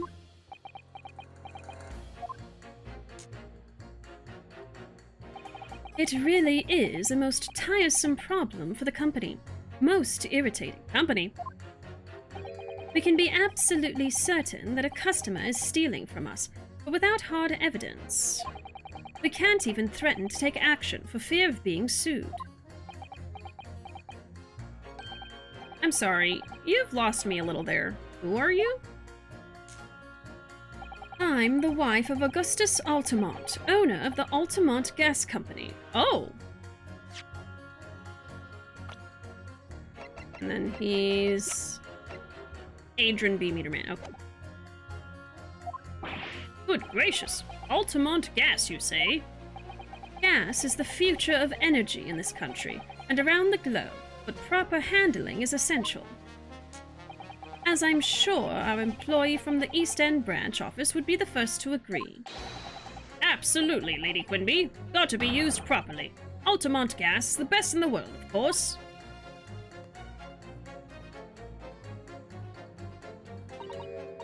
I think we may have solved the mystery of the bow from earlier, Mr. Naruhodo. Right. He bowed in deference to his employer's wife, did he? So, would I be right in assuming that the reason Mr. Meterman was watching what Mr. Shamspeare was up to... I'm afraid that there's no end to the lengths the population of the East End will go to in order to steal our gas. So I really have no choice when the company identifies somebody as a possible fraudsman, but to dispatch a worker to watch the suspect day and night, We're very thorough in our investigations. Oh, so they suspected him of being a liar. Okay. So you mean Mr. Shamspeare is... I wouldn't come out and say it in public. But you can finish that sentence with a grubby little gas thief. Oh. You have noticed the public gallery in here, have you? The eye of man hath not heard, the ear of man hath not seen. Faith, wouldst thou wound me with thy words, were I to let them penetrate the skin. But seraphs hear not insults, only choirs of angels in song. We may not have evidence yet, but my workers won't stop buzzing around you until they find it. Oh, and she has like a bumblebee theme.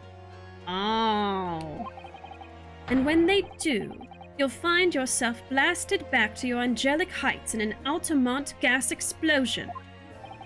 Sounds like a threat. Another juror with ulterior motives. Right. Mr. Shamspeare has been stealing gas. Ooh. I wonder how he's doing that. I wonder, juror number 4, if you wouldn't mind adding that information to your statement. My pleasure. Was it the bit about ripping that thief apart you enjoyed?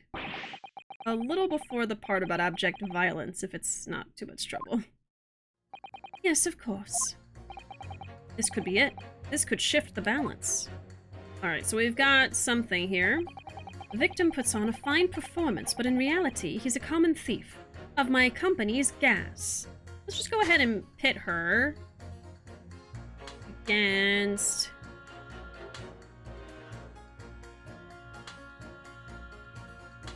probably you.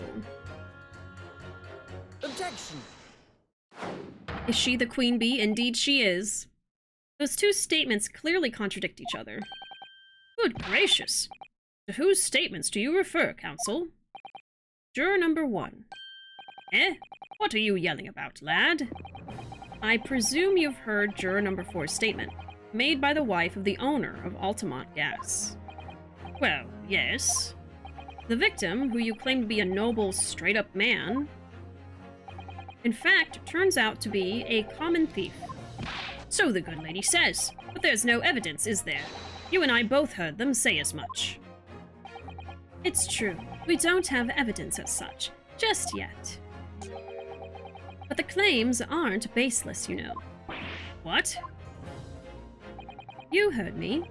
Seeing as his operation has already been compromised, I would suggest that the court hears testimony from our East End branch office employee over there. His chin. I'll do whatever you say, my lady. Gasman's honor.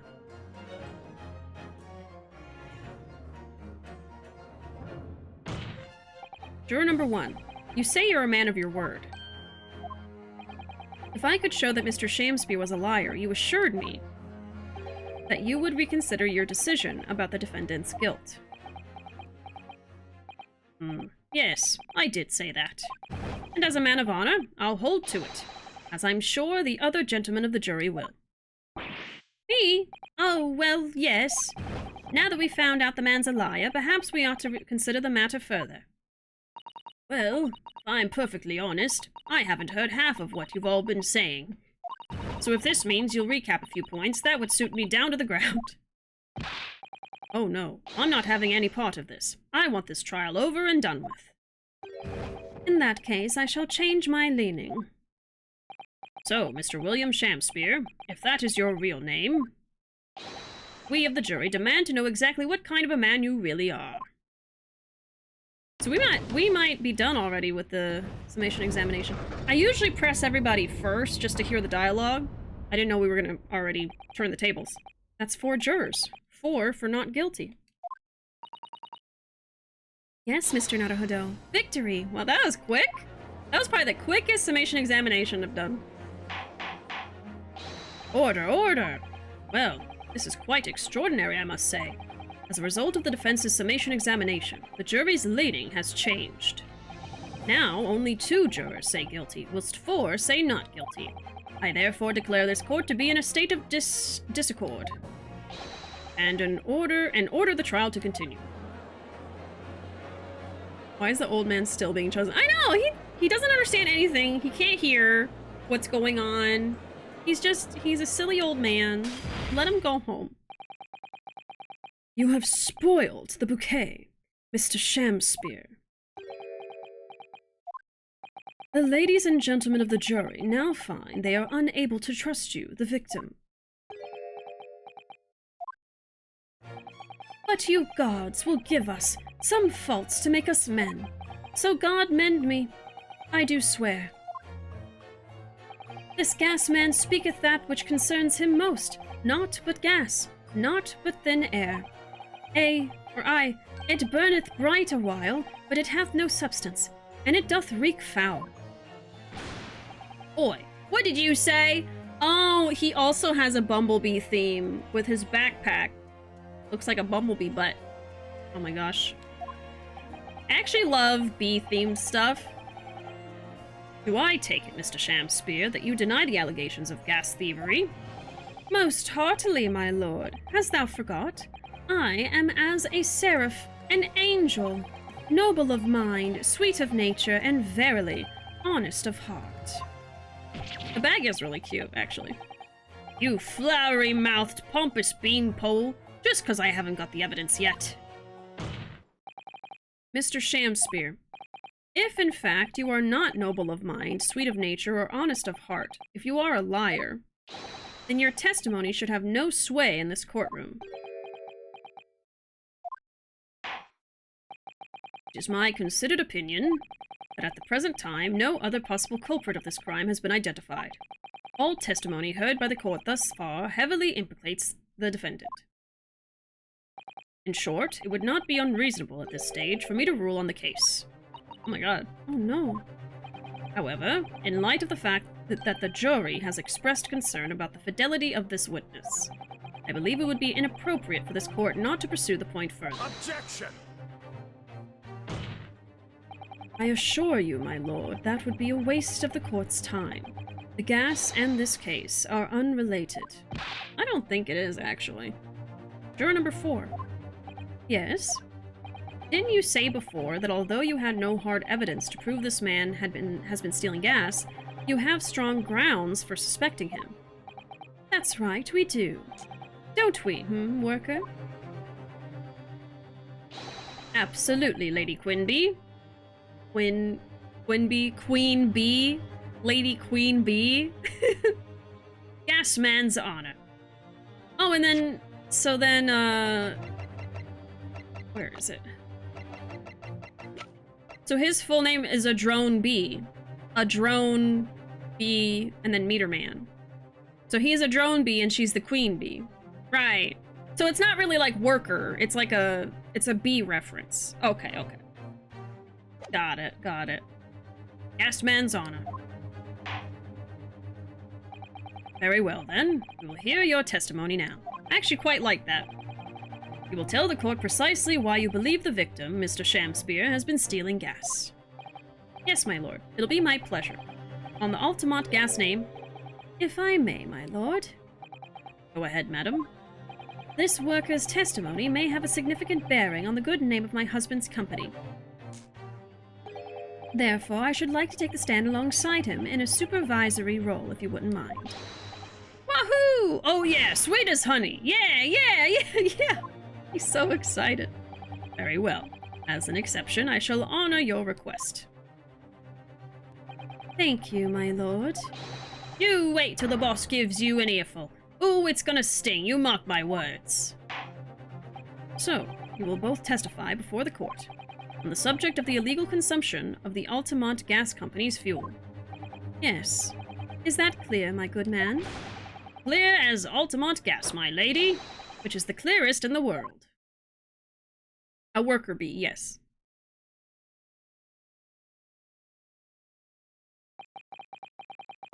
You think the gas has gone to his head, Mr. Sato? I think the man is just a very dedicated employee, Mr. Naruhodo. A very dedicated worker bee. Okay. I want to see her whole outfit. I bet she has like a striped bottom of like her dress or something. The Altamont Gas Company's investigation. I'm proud to be the company's East End branch investigator and meter money collection agent. Altamont gas meters accept drop penny bits, each coin given customers about 2 hours of gorgeous gas. 2 hours. And then another thing I thought of, if this wasn't poison, I wonder if the coin is the size of, like, the currency, and maybe that's how he's stealing gas. He's using, like, wax or something instead of money. So he's getting free gas that way. That's another theory I thought of while they were talking. Maybe the disc on the soap is what he uses to get free gas. And you get 2 hours.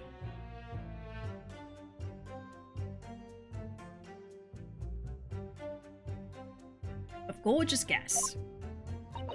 And yet, the meter in Mr. Shamspeare's room didn't have a single coin in it. Oh.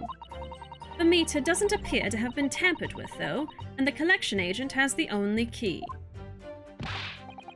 Somehow, he's using all the flamin' gas he wants without paying a penny.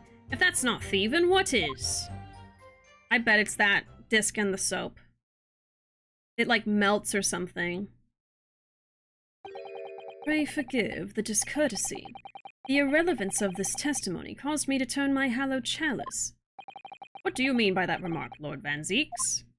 Did the mustachioed Nipponese poison the gangling excuse for an actor, or didn't he? That is all that should concern this court. And yet, now, we must listen to this abhorrence. Clearly, what separates the vast British Empire and your Eastern Island nation is more than geographical distance. But this could turn out to be a crucial testimony. The cross-examination must go ahead. He's just throwing everything. Do what you will. Lord Van Zeeks appears to be in a violent mood. Yes, he does. An attempted poisoning and an incidence of gas theft with no supporting evidence. It's true that they would appear completely unrelated at first glance, but I wonder, the truth tends to be buried in the most unusual places, and the first step in uncovering it will be to establish just who and what this man really is.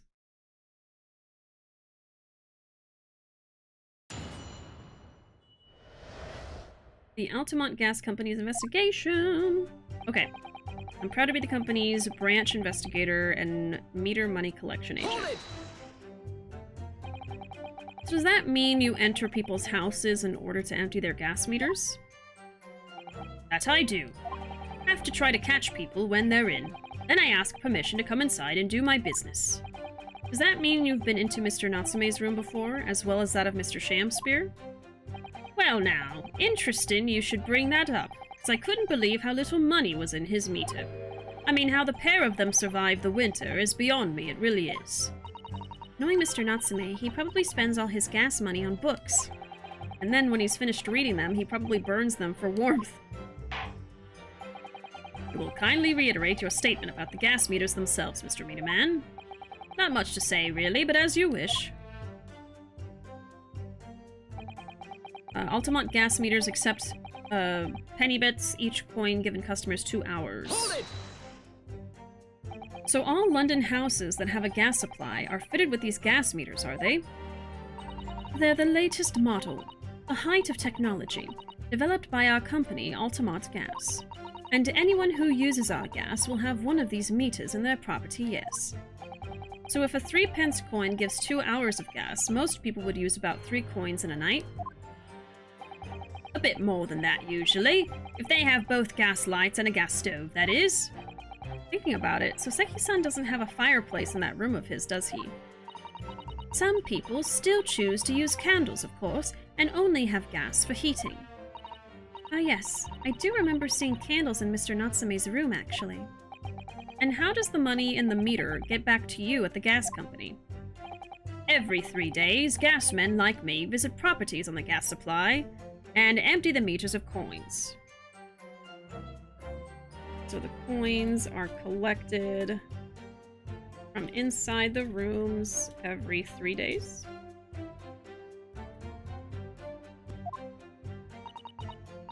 I must say, The design and manufacture of the new meter cost the company an awful lot of money.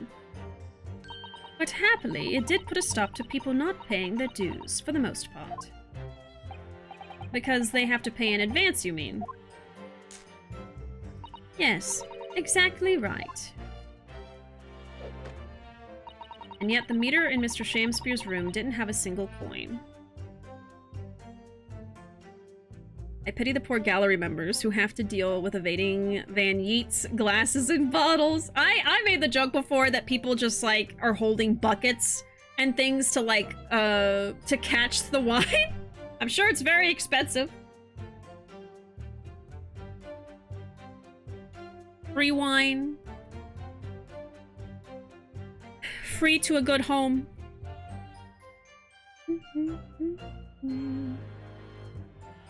I'm surprised Saseki hasn't suffocated being his room is windowless and he uses candles, right? It's like not a good way to live. I have to say, as someone who plays Ace Attorney games with controller in hand and Leroy Jenkins in mind, it's amazing to see you taking notes. Like, playing Chronicles specifically, I haven't always needed the notes. I don't use them very much, but I do feel like writing things down in general helps me to remember them. And I'm kind of, like, scarred from the original trilogy because in the beginning, I didn't take notes. I don't really take notes on games so in-depth like this, other than, here's this one objective I have to go do, I might forget. But, like, I would get stuck so much in the original trilogy. I'd be stuck for like 30 minutes to an hour on one like piece of evidence, and would have no idea what to do. People had to like kind of give me hints a lot, stuff like that. So then eventually I started taking notes, and even with the notes, it still was a struggle sometimes because I'd have to like read through all my previous notes and figure out, okay, is there anything in here that would give me a clue? So that's a reason why I do it now, is because I struggled so much, and now with notes, usually it helps me a lot. So, if I see a little detail that isn't something, especially in the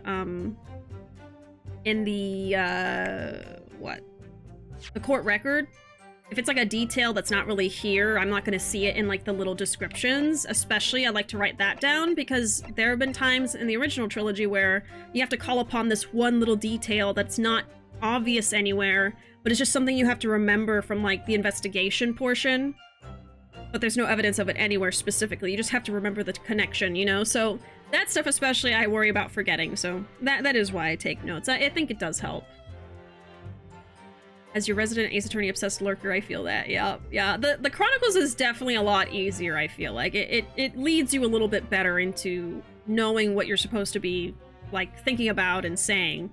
And even then, sometimes I pick something and I've thought about a completely different theory, and then it goes and says something else, and I'm like, oh, well, I still got the right answer, but I didn't come to the same conclusion, like, the same way that the game wants you to, but it's alright. As long as you do a good job, that's all that matters. As long as you win. That's all I care about. I want to win. I generally never take notes and save scum a lot. It would probably be better to take notes and save myself time, but I'm very stubborn. There's two types of people. Two types. The first game's last case was definitely the roughest. Oh, so like the last one in the very, very first Ace Attorney? I think I remember that's the one with like Edgeworth, right? There's a few with Edgeworth, but I think I know which one. Notes are very useful, but there are still many times they have you thinking outside the box. Exactly. And that's when like even taking the notes didn't quite help me. But sometimes like reading over what I experienced in the investigation kind of helps me get a connection between A and B. Whereas if I didn't take any notes at all, I'm like totally lost. I forgot stuff that happened, so there's just no saving me. So the notes still help, even if they don't exactly have the direct answer in them or anything. But on many of those cases, they also give spirit mediums, right? Yeah. Oh, it was the DLC case they added. Oh, the one with the, okay, I know what you're talking about. I remember that. It feels like so long ago, though. Yeah, the one with Emma, right? I did do that one. The meter in the room didn't have a single coin. Hold it! Out of interest, how long has this been going on? Weeks and weeks. He's been pinching gas off us for ages. And you've examined the meter in Mr. Shamspeare's room, I take it. Naturally. We took it off the wall and went over it with a fine-tooth comb. And found nothing suspicious at all, I presume. Well, it's suspicious that there's no money. No, I'm afraid we didn't. Which is exactly why I demanded a new type of meter to be produced. One with an indestructible lock. A Shamspeare special. That sounds like it would have cost an awful lot of 3-penny pieces. But even after all that, the rascal's meter was still empty. He's not taking the coins back out. He is, using fake coins, I'm pretty sure. I'll never forget the humiliation when I opened up the money box and found it bare. You what, I said? You what? And the look on his face, that smarmy smile of his. I pulled the meter straight off the wall and took it back to the office. But you know what? Nothing. Not a trace of it being jemmied open anywhere. Not a single sign. It's like choking himself right now. And what's happening to my salary as a result? Down by 3 shillings a day, that's what. A life-threatening situation in a number of ways. Incidentally, what became of that meter? Nothing became of it. I've still got it. Oh. Right here. No wonder they call you Meter Man. I think it would be prudent for the court to sequester this item while the trial is ongoing. A meter that dispenses gas for a set time after a coin is inserted. It sports a very strong lock developed specially with Mr. Shamspeare in mind. Definitely. Although at first glance, there doesn't appear to be anything unusual about it. Well, we're gonna do more than a glance! Alright, let's look at this thing. So here's the coin part. That's a very sturdy looking padlock, isn't it? And the money box is sealed with beeswax, too. Oh. So if Mr. Sholmes were to get up to any mischief, he would be found out immediately. Mr. Naruhodo, mischief of that kind is not the sort of thing that Mr. Sholmes would... You know you didn't finish that sentence, don't you? Well, anyway, it's understandable that the gas company would want to safeguard the money that's rightfully theirs. But it does feel a little over the top, perhaps, doesn't it? Okay, so that was about the whole lock situation there. Those are the pipes. Ooh! Oh! They missed that? Oh, what's... Have you spotted something, Mr. Naruhodo? Just here. There's a little hole. You see? Goodness, you're right. I wouldn't have noticed. It's not a very neat hole, is it? Not professionally made, I'd say. So, you think it might have been opened up by Mr. Shamspeare? Possibly. It seems the people at Altamont Gas must have missed it. Well, it certainly seems to go all the way through to the inside. Yes, but there's no way a coin could fit through there. But some melted wax could! That's true. But even so, it seems more than a little suspicious. Alright. The attached coin box sports a very strong lock, and there's a tiny hole in its base. Yeah, he's totally using wax coins, and then he's melting it and having it, like, fall through here. That's totally what's happening. Susato, honey, Sholmes is quite literally Mr. Mischief, of course. Absolutely. Rise from the Ashes, it's not really a DLC case, rather a way for the fact that it was re-released in Japan to justify itself. Yes, yes. I've heard it explained that way before, too, so that people would want to actually buy the re-release. There was, like, added content. But, yeah, a lot of people still refer to it as DLC, so either way, I'll understand what people are talking about. Okay. Let's move this along, shall we? Continue with your testimony. Though I would say it has as much value as the contents of that meter. Oof. The meter doesn't appear to have been tampered with, though, and the collection agent has the only key. So we'll respond to this, because it has been tampered with. There's only one key for all of your meters? Well, in truth, there's another key in the company vault at our main office. But even if someone had somehow managed to get hold of a key, we would know if the coin box had been opened yet because of the wax. Oh, how? I came up with a rather clever way to expose any little shenanigans as it happens. Would you care to explain? Well now, in order to empty a meter, you have to unlock the padlock and remove the cover. But when I close the cover again, I stick a little beeswax seal on it, you see. A seal? Like the sort of thing you would put on an envelope. Something like that, yes. Basically, you can't remove the cover again without breaking the seal.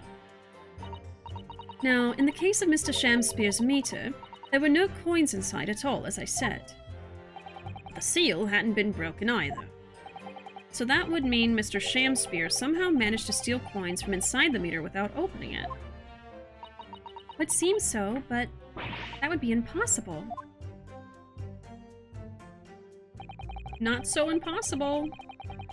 He's using all the gas he wants without paying a penny. Hold it! How do you know that he's been using gas, though? Well now, since I started investigating this bloke, I've been to his room more than a few times. On every single occasion, his lamps have been blazing and his stove pounding. It's the middle of winter, and he still turns to me, sweat dripping down his cheeks, and says, "Get thee to a nunnery!" There it is again. Hamlet, indeed. I could wring the bloke's neck. I get all hot under the collar, but still. Every time I open up that flamin' meter, it's empty. He's robbing me of my salary, too. What's wrong with the world? Where's the justice? Why is your head on a spring? But how can Mr. Shamspeare possibly be stealing the money? I don't understand. The simple explanation is right before your eyes. What? A toast to you eventually realizing that the gas man could be an accomplice. You what? Good lord. Eminently plausible indeed. Well, that wouldn't help him, because then he's an accomplice to the guy in general and could be lying about what he said as a witness. Well, what do you have to say for yourself? Oh, please, Lady Quinby, I'm a faithful worker. And besides, if the money us gasmen collect doesn't tally with how much gas has been used, you dock our pay by the same amount. So you would be stealing money only to have the same amount taken from your wages. Clearly that makes no sense. Yeah, he doesn't have a motive. Perhaps it's a case of losing the battle to win the war? No, I'm not gonna stir up that hornet's nest. If I went stealing from the company, I'd be finished. It would seem there is no evidence to support the claims of thievery made against the victim. Because Mr. William Shamspeare is innocent. Pray, forgive me if that shatters some illusion my learned Nipponese friend was clearly under. Alright, I've got it. I certainly didn't expect to uncover another crime that looks like it's been taking place in the very same room. According to the testimony, it's only the meter in Mr. Shamspeare's room that's under suspicion. It does seem as though perhaps it has nothing to do with the incident involving Mr. Natsume. I know, it does seem that way. But the fact is, since I've been practicing law in England, I feel like I've encountered this at least once already. Cases that are interlinked. Oh.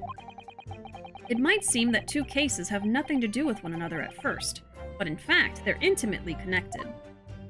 Yes, we have experienced that before, haven't we? I wonder if this is another instance. Perhaps, but we can't be sure of that yet. If the Altamont Gas Company has been investigating Mr. Shamspeare so earnestly, there must be something to it. But then, how has he been managing to steal their gas? I know.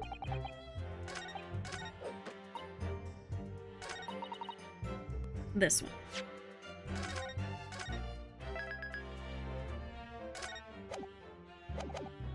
Let's present... Objection! Lady Altamont, I'm afraid to say that this meter clearly does show signs of having been tampered with. What? Get away! I've been over and over that thing! I'm telling you, there's nothing wrong with it. In that case, What do you have to say about the small hole that's been made at the base of the coin box? Hole? What? You're right. You're quite right. There is a little hole there. The meters aren't supposed to have that. None of the others do. In other words, we can assume that Mr. Shamspeare secretly opened up this hole himself. Yes, I wouldn't be at all surprised. But why? Yeah, why? I mean, it's tiny. You couldn't get a farthing out through that. Lady Altamont, I wonder if you could give the court some more details about your meter design. What sort of details? Well, what I'd specifically like to know is how it's dismantled, how it differentiates coins. That's gonna be what matters, I'm pretty sure, but I'm gonna save anyway. He inspected the whole thing without inspecting the bottom for the giant hole. Well, apparently it's a very tiny hole and is very easy to miss, so I think he just overlooked it, which is so silly, but... That's Ace Attorney for you. The smartest people are the protagonists. Yeah, the coins. How does the meter tell the difference between different coins? What do you mean? Well, for example, if someone were to put in a 1 penny coin, that wouldn't work presumably, would it? No, of course not. So, well, how does the meter know that the coin it's been fed is a threepenny bit? Ah, I see what you're getting at now. The meter tells coins apart by their shape and size, which includes their thickness. Yeah, so it's totally that soap thing. A threepenny bit is about 3/4 of an inch in diameter, you see. Other coins just won't fit. I see. It's clearly been very well thought out. The witness will amend her formal testimony with that information in case it is pertinent. As you wish, my lord. Okay. The meter is designed for coins the exact diameter and thickness of a threepenny bit. Nothing else will fit. Hold it! But conversely then, it would seem that anything matching a 3-pence coin exactly in terms of diameter and thickness could equally well be used. Would, that be true? Well, yes, in a way. The weight comes into it to a certain extent as well. We've thought of that, though, anyway. If I find any fake coins inside the coin box when I empty the meter, contract says the customer has to pay 100 times the amount they diddled as a fine. Oh! We live for moments like that, us gasmen do. Live for them! Ha ha ha! Would seem the gas company has thought of everything. Woohoo! Hurrah for gas! Hurrah for cash! Altamont all the way! That's quite enough of that. Remind me, how big are threepenny bits? About 3/4 of an inch across. What do you think, Mr. Naruhodo? Is this 2 centimeters measurement significant? Or perhaps there's some other aspect of the meter's construction we should be focusing on? Yes, you may be right. Perhaps I should try a different tack here. Like asking about whether the meter can be dismantled, for example. I don't think this matters, but I'll do it anyway just to see what they say. I mean, they've already kind of talked about it. You can't dismantle it, but... How can the meter be dismantled? Dismantled? Yes, given that there are no signs of it having been forced. I'm wondering if perhaps rather than being broken open, it might have been taken apart. Well, yes, that does make some sense. I like her earrings, by the way. The padlocks are made by a first-class locksmith from the finest quality steel. And the meter box itself is made from plate steel as well, welded shut to ensure it can't be opened again. I can assure you it's quite impossible to dismantle it. Woohoo! Yeah! Nothing leaks from an Altamont meter! No coins, no gas, no nothing! Except wax, maybe? I see. Witness will amend her formal testimony with that information in case it is pertinent. So that might have been a mistake there. Unless they're both there. All joints on the meter are welded shut and the lock is made from solid steel. There's no way to dismantle it.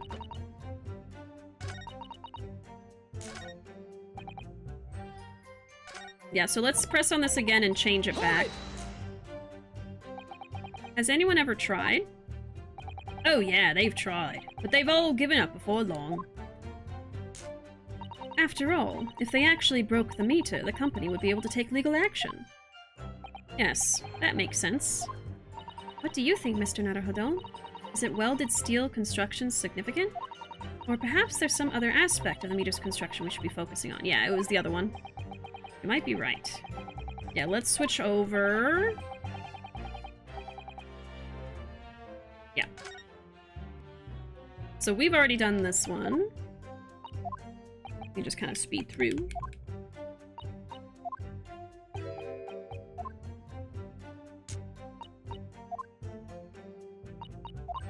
Blah, blah, blah, blah, blah.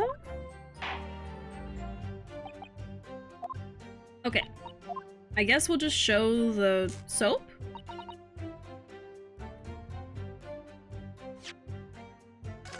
Save it again!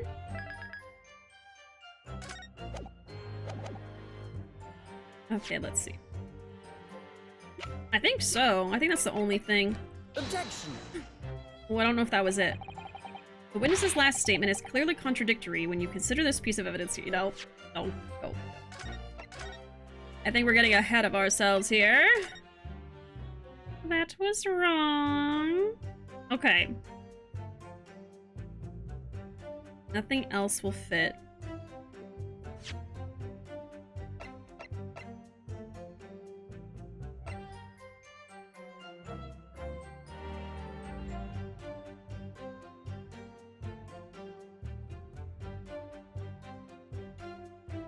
Unless he's using a piece of paper to, like, stick it in? Okay, let's try that. Objection! No? That last statement was contradictory in a number of ways, I think you'll find. In a number of ways, you say. That's right, my lord. In a number of ways. No. No, that was wrong. Damn it. Okay, let me think more about this. I mean, that's the dialogue we got. Unless I need it to be the dismantled one, and then I say, well, look, there's a hole in the bottom, so obviously it's been tampered with, I guess? But we already kind of did that, didn't we?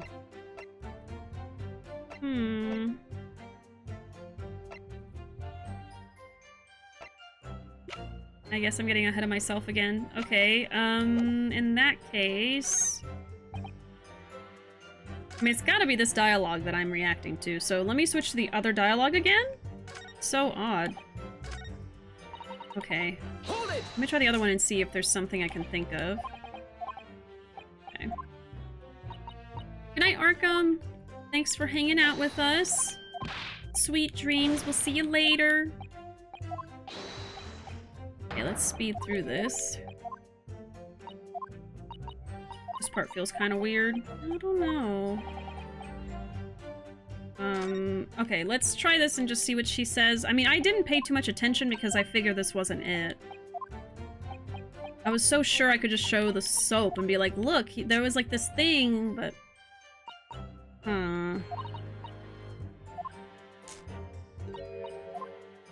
Like, you can't dismantle it, but he made a hole in it. Let me see what she says exactly. All joints on the meter are welded shut, and the lock is made from steel. There's no way to dismantle it. This just doesn't feel right, but let me present the thing itself. Objection! No, that's not it. Oh, I'm kind of stuck now. That's weird. Okay. I think I have the right idea about, like, the coin, but I'm not going about this the right way, apparently. I don't even remember where that was. Let me, before I load again, let me try something else. Undeniably. You say it's undeniable, Counsel, but I fail to see any contradiction here at all. I think perhaps that itself is the contradiction. Indeed. Yup. Let me see. Unless this dialogue and the other one are not what I react to? There's no way to dismantle it.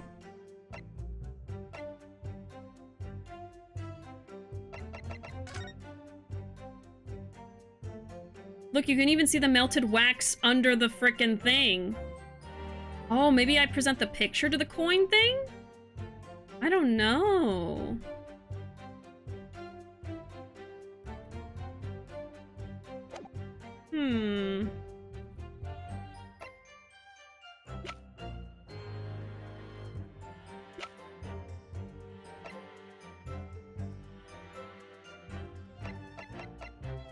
I don't think there's anything that shows you can dismantle it. I think it's the other one. It's the coin one. But it wasn't the soap or the paper. Maybe it's this picture? Maybe even the gas meter? I don't know. I'm gonna go back. I'm pretty sure it was the coin dialogue. I think. I think so. Let's try the picture. That doesn't really make sense either, though. I don't know. Objection. No? Oh, okay, I'm sorry. Let me rethink this completely, then. You need to examine anything again? I could try that. Let me load. Do I need to look at the soap again? I just thought I already had it. Like, oh, but maybe it needs to say it's this exact diameter or something, and then I can actually use it. Let me look at it again. Look at this bar of soap. There's a circular depression on this side, about 2 centimeters across. Okay, thank you for the guidance. I just assumed, like, I already had it. I had to look at it again. Okay, this is the 3rd time. Or 3/4 of an inch. Do you think? We did find this soap at the scene, didn't we? So I was getting ahead of myself there. Yes, there were 2 bars on that little ledge just outside the window, so we took this one. Oh, you know what? I bet he's putting them on the windowsill to cool down the wax and solidify it so he can use it as a coin, and then he's melting it and having it drip through the hole. But I'm sure that when we first found it, there was some sort of reddish medallion in the middle there. I remember it clearly. Yes, but there's no sign of it now. Where could it have gone?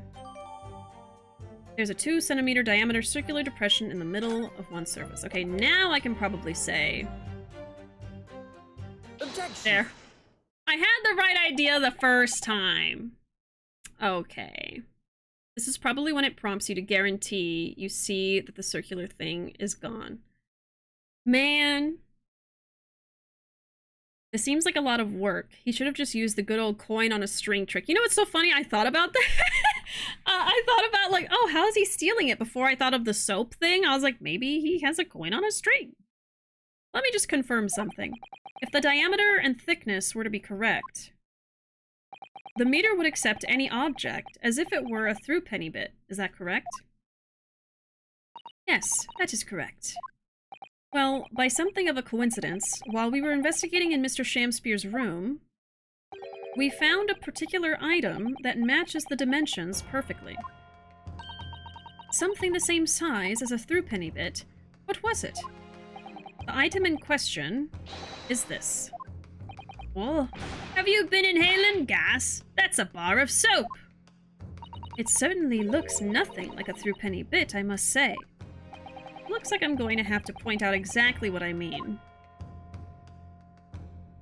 What's so important about the soap is this part here. So silly. Oh, I always do that.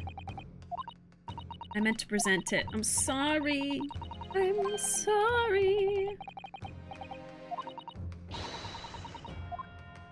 Yeah. Got it. That was actually different dialogue, my bad. You have to turn over the soap to see what I mean. Are you referring to that round depression in the middle of the soap there? That's right. A depression that's approximately 3/4 of an inch in diameter. Or, in other words, almost exactly the same size as a threepenny bit. Get away! It's like, get out of here, get out of town! Does anyone here present have in their possession a threepenny bit? Quickly now, hand over your coins, ladies and gentlemen. It sounds rather like a highway robbery, doesn't it?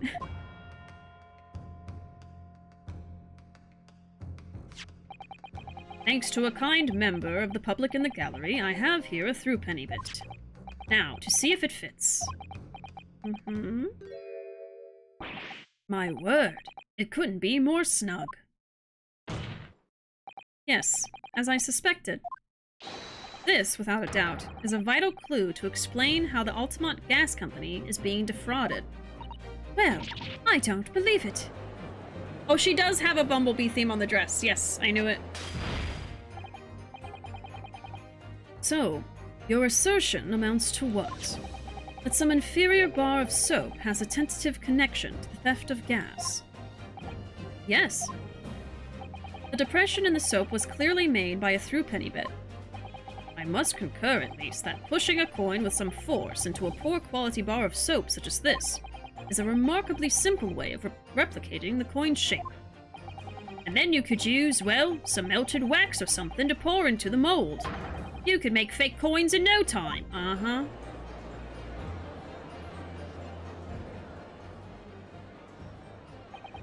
This guy really hates wine. He claims to love it and drink it, but he throws it away so quickly.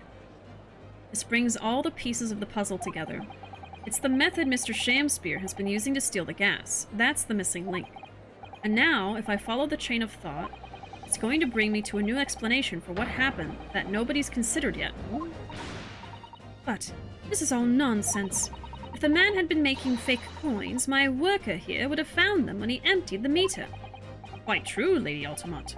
In the absence of some black magic that could make them disappear. I see. That's what we're dealing with, is it? There is one form of black magic that could cause the fake coins to disappear into thin air, yes. Exactly. And the meter here gives it away. What on earth? There are remnants of the magical method used visible on the gas meter taken from the victim's room. If that is your assertion, counsel, the defense will identify these remnants for the court at once. Where on the meter can the remnants of the method used to make the fake coins disappear be seen? That would be the tiny hole. Got it! We found this bar of soap at the scene of the crime just outside the victim's window. Outside? Yes, outside, where you yourself, Mr. Meterman, were loitering in the freezing winter air. That's where we found this soap. Ah, I get it. That's right. The answer, of course, is ice. Did you say ice? Mr. Shamspeare has been leaving soaps like this outside his window each evening, filled with water.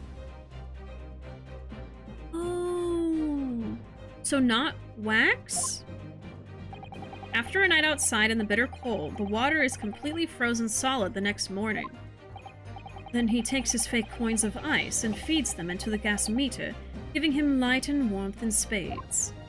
That makes a lot more sense. I guess the wax would have left a residue at the bottom. Okay. As his room becomes very comfortably warm, the ice now inside the meter's coin box melts, turning back into water, and draining harmlessly away through the small hole made in the underside of the meter. I guess I was just confused because the water was red, so it looked more like maybe wax? Unless that was the tea. Or something. Maybe. Because where would he have gotten the water from? The water pipe was frozen. Oh. Okay.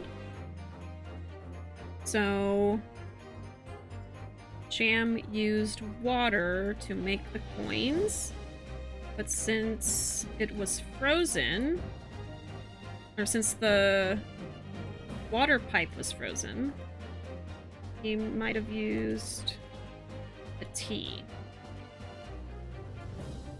The Altamont uniform theme is Beedrill cosplay goals, right? I feel like it could be like a human version of the Beedrill. That'd be perfect. That is how, without leaving any evidence of his wrongdoing, this man has been stealing Altamont gas. With water. Just like that. So simply. Is he trying to make us look like idiots? He's been fooling us all with some bars of soap and some water? That's right, madam. I don't believe it. It can't be true. Do you have any idea how much money we spent to develop that new meter? And now you have the audacity to suggest that a bit of soap and some water can render it totally useless. It's not his fault. I'm fairly sure I didn't design it. Evidence. Sorry? I want evidence. If you're going to stand there and tell me our meters are rubbish, I want to see proof. She's very good at enforcing accountability, isn't she?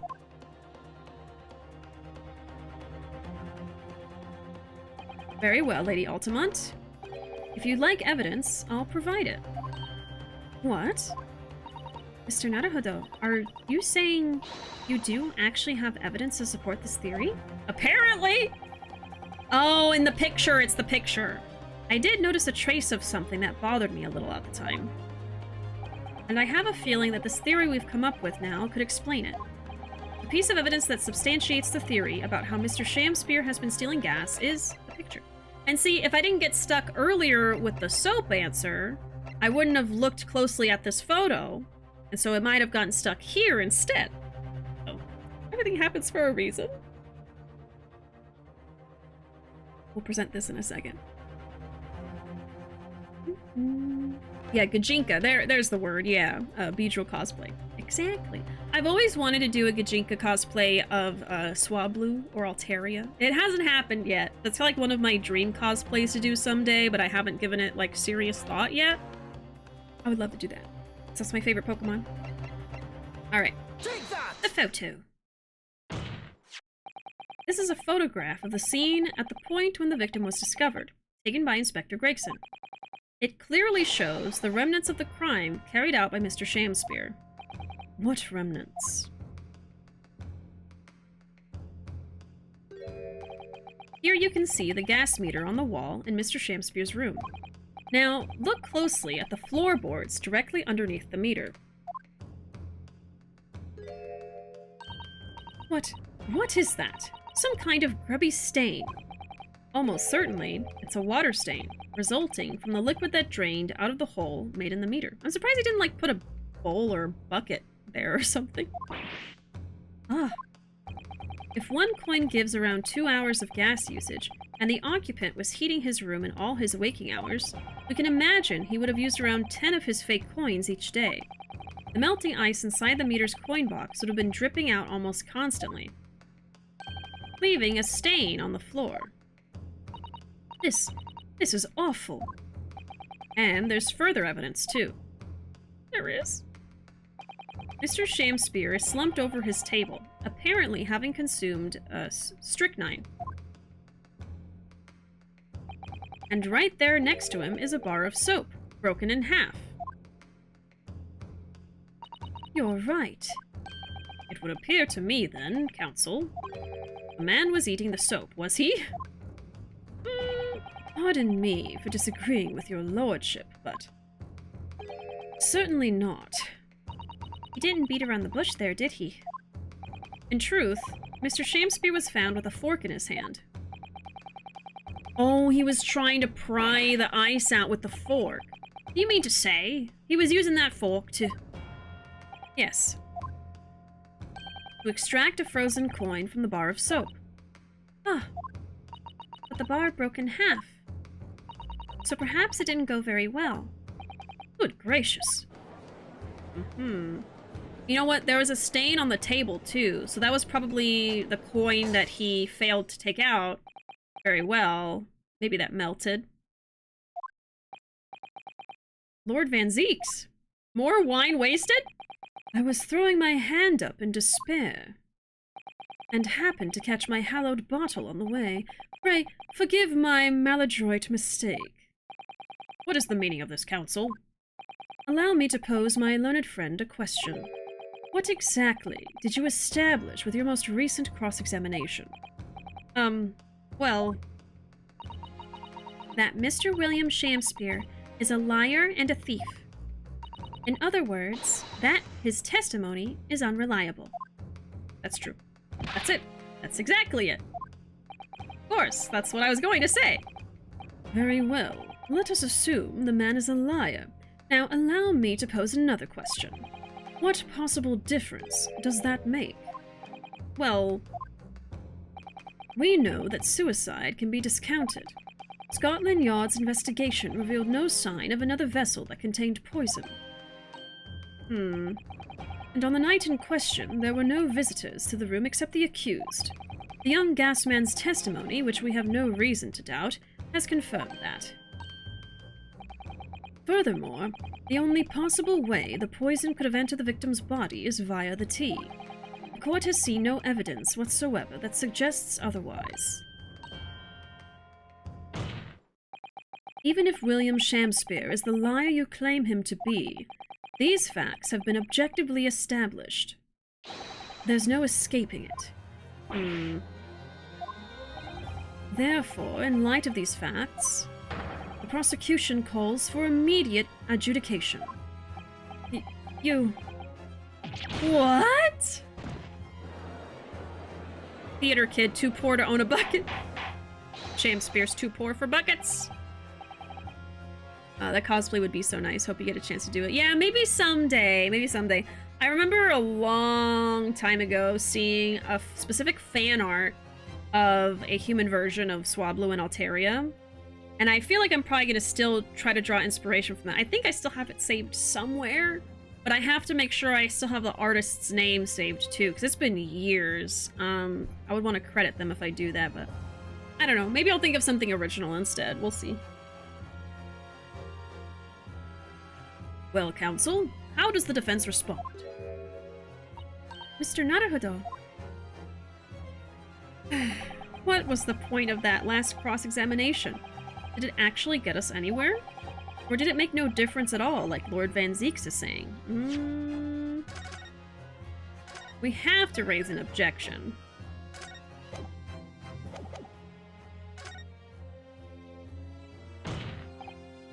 No, this isn't over. The defense will not rest. What? But counsel, you've successfully explained everything. You've identified and substantiated the unscrupulous method employed by Mr. Shamspeare to consume gas. What more is there to discuss? Lord Van Zeeks just highlighted 3 facts in order to make his point. But contrary to what he would have the court believe, not all of them have been objectively established at all. What are you trying to say, my Nipponese friend? At least one of those so-called facts is an assumption, made due to a lack of evidence. Let me see if I can think what it is first.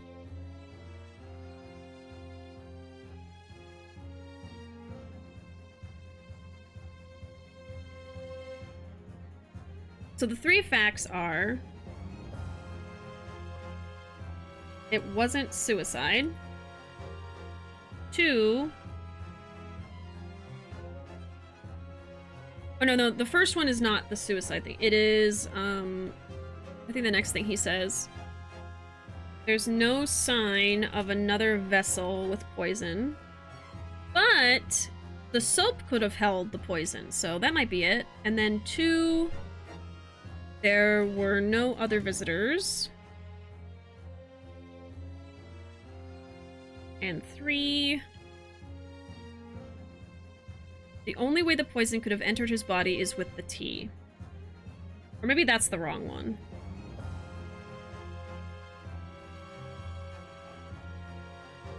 So I think it's either going to be 1 or 3 that is not totally proven yet. But the situation has changed now, following the cross-examination of the latest witnesses to take the stand. Don't be absurd. What is this nonsense? Yes.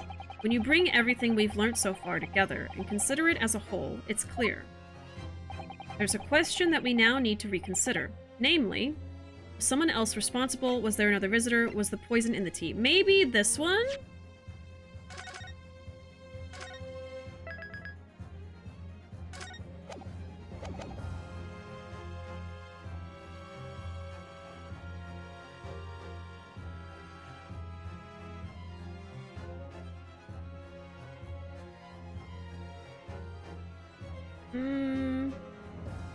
Well, that hasn't been established because they were not able to test the tea at all, so I'm gonna go with this one first. That's my instinct, but we've all been led to believe that the strychnine poison that afflicted Mr. Shamspeare was in the tea brought to him by Mr. Natsume, but that's conjecture at best. Objection! The victim has testified that nothing else passed his lips that night. There is no other possibility. And since there was no trace of the tea left at the scene, it couldn't be tested for traces of the poison. Exactly. Objection! As I said, the situation has changed, because in fact, some of Mr. Natsume's tea was left at the scene, and a particular piece of evidence proves it. Objection! Ooh. A ludicrous claim. Scotland Yard detectives investigated the scene exhaustively. What evidence are you suggesting they missed? Soap, I guess. The defense has made a bold claim indeed. Very well, counsel. Present your proof.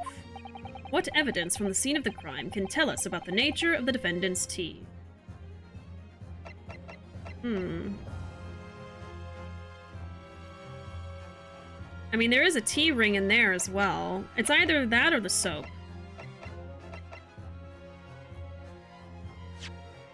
And I remember that the little disc was colored, so I feel like that was probably the tea. I don't know. I'm a little confused about this part, but I'm gonna say it's this or it's that. Let me try the soap first. Take that! Good gracious. Soap again. Same bar the victim used to fashion his coins of ice. Because, like, why did we go through all of that about the soap, right? It has to be the soap. Yes, that's right, my lord. It's just come back to me. Something about when we first found this bar of soap at the scene yesterday. It's more bars of soap. Soap? What are bars of soap doing lined up on a ledge outside the window? I'm quite certain that when we originally stumbled upon the bars of soap, it was actually a frozen coin in each bar. So you discovered the gas thief's coin factory. Fascinating. In a way, yes. But there's more. The coins we found in the soap at the time weren't normal ice. There was something strange about them, you mean? Exactly. Something very obviously strange. They were red. The ice was red. No, you mean... That's right. It's obvious to me now. The fake coins in the soap were made from frozen tea. What? There we go. I would remind the court of a statement made by Mr. Natsume earlier in this trial. That evening, yes, I did take some freshly brewed tea with me when I visited Mr. Shamspeare's room as a gift. The public water pump outside always freezes at night, so I bought bottled water especially to make it. And this is the result. Never will I touch tea again. Never.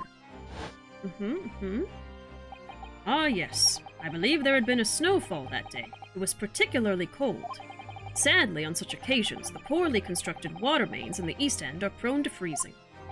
So on the night in question, Mr. Shamspeare, having no running water to use, was forced to use the tea brought by Mr. Natsume in order to make his fake coins. My word.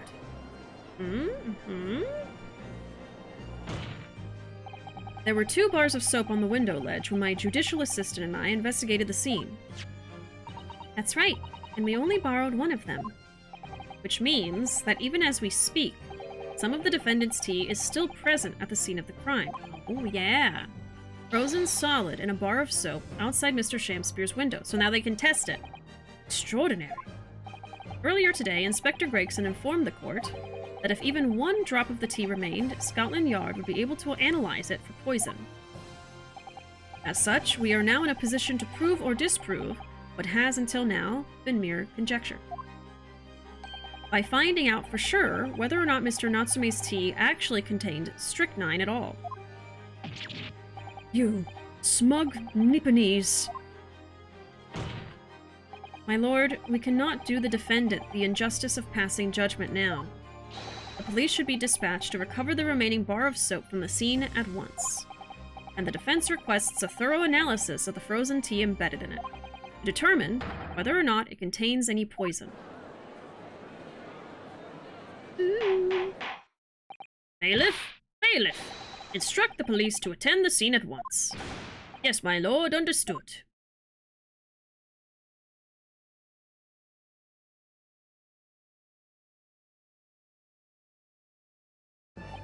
It seems we have no choice but to suspend these proceedings for the time being. I trust you have no objection, Lord Van Zeeks. None, my lord. Scotland Yard will recover the tea from the scene and carry out the requisite tests immediately. The trial will resume at the same hour tomorrow. Oh! We're going to, go to the next day, okay. Prosecution and defense may conduct further investigations as appropriate in the interim. Oh, okay, this is a first time in the Chronicles for me. Yes, my lord.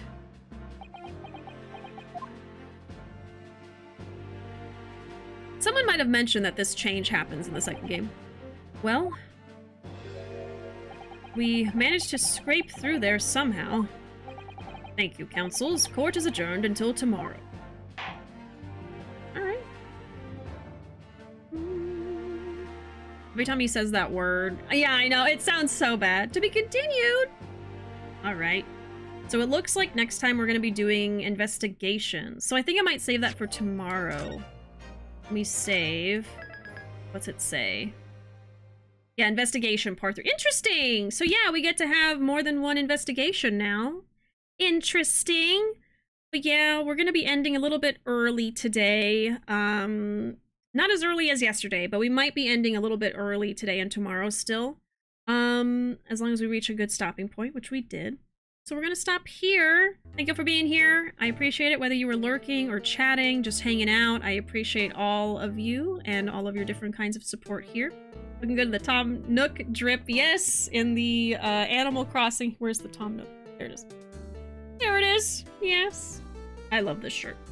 Thanks for stream. Thank y'all for being here. I really, really appreciate it. Let me find somebody to raid.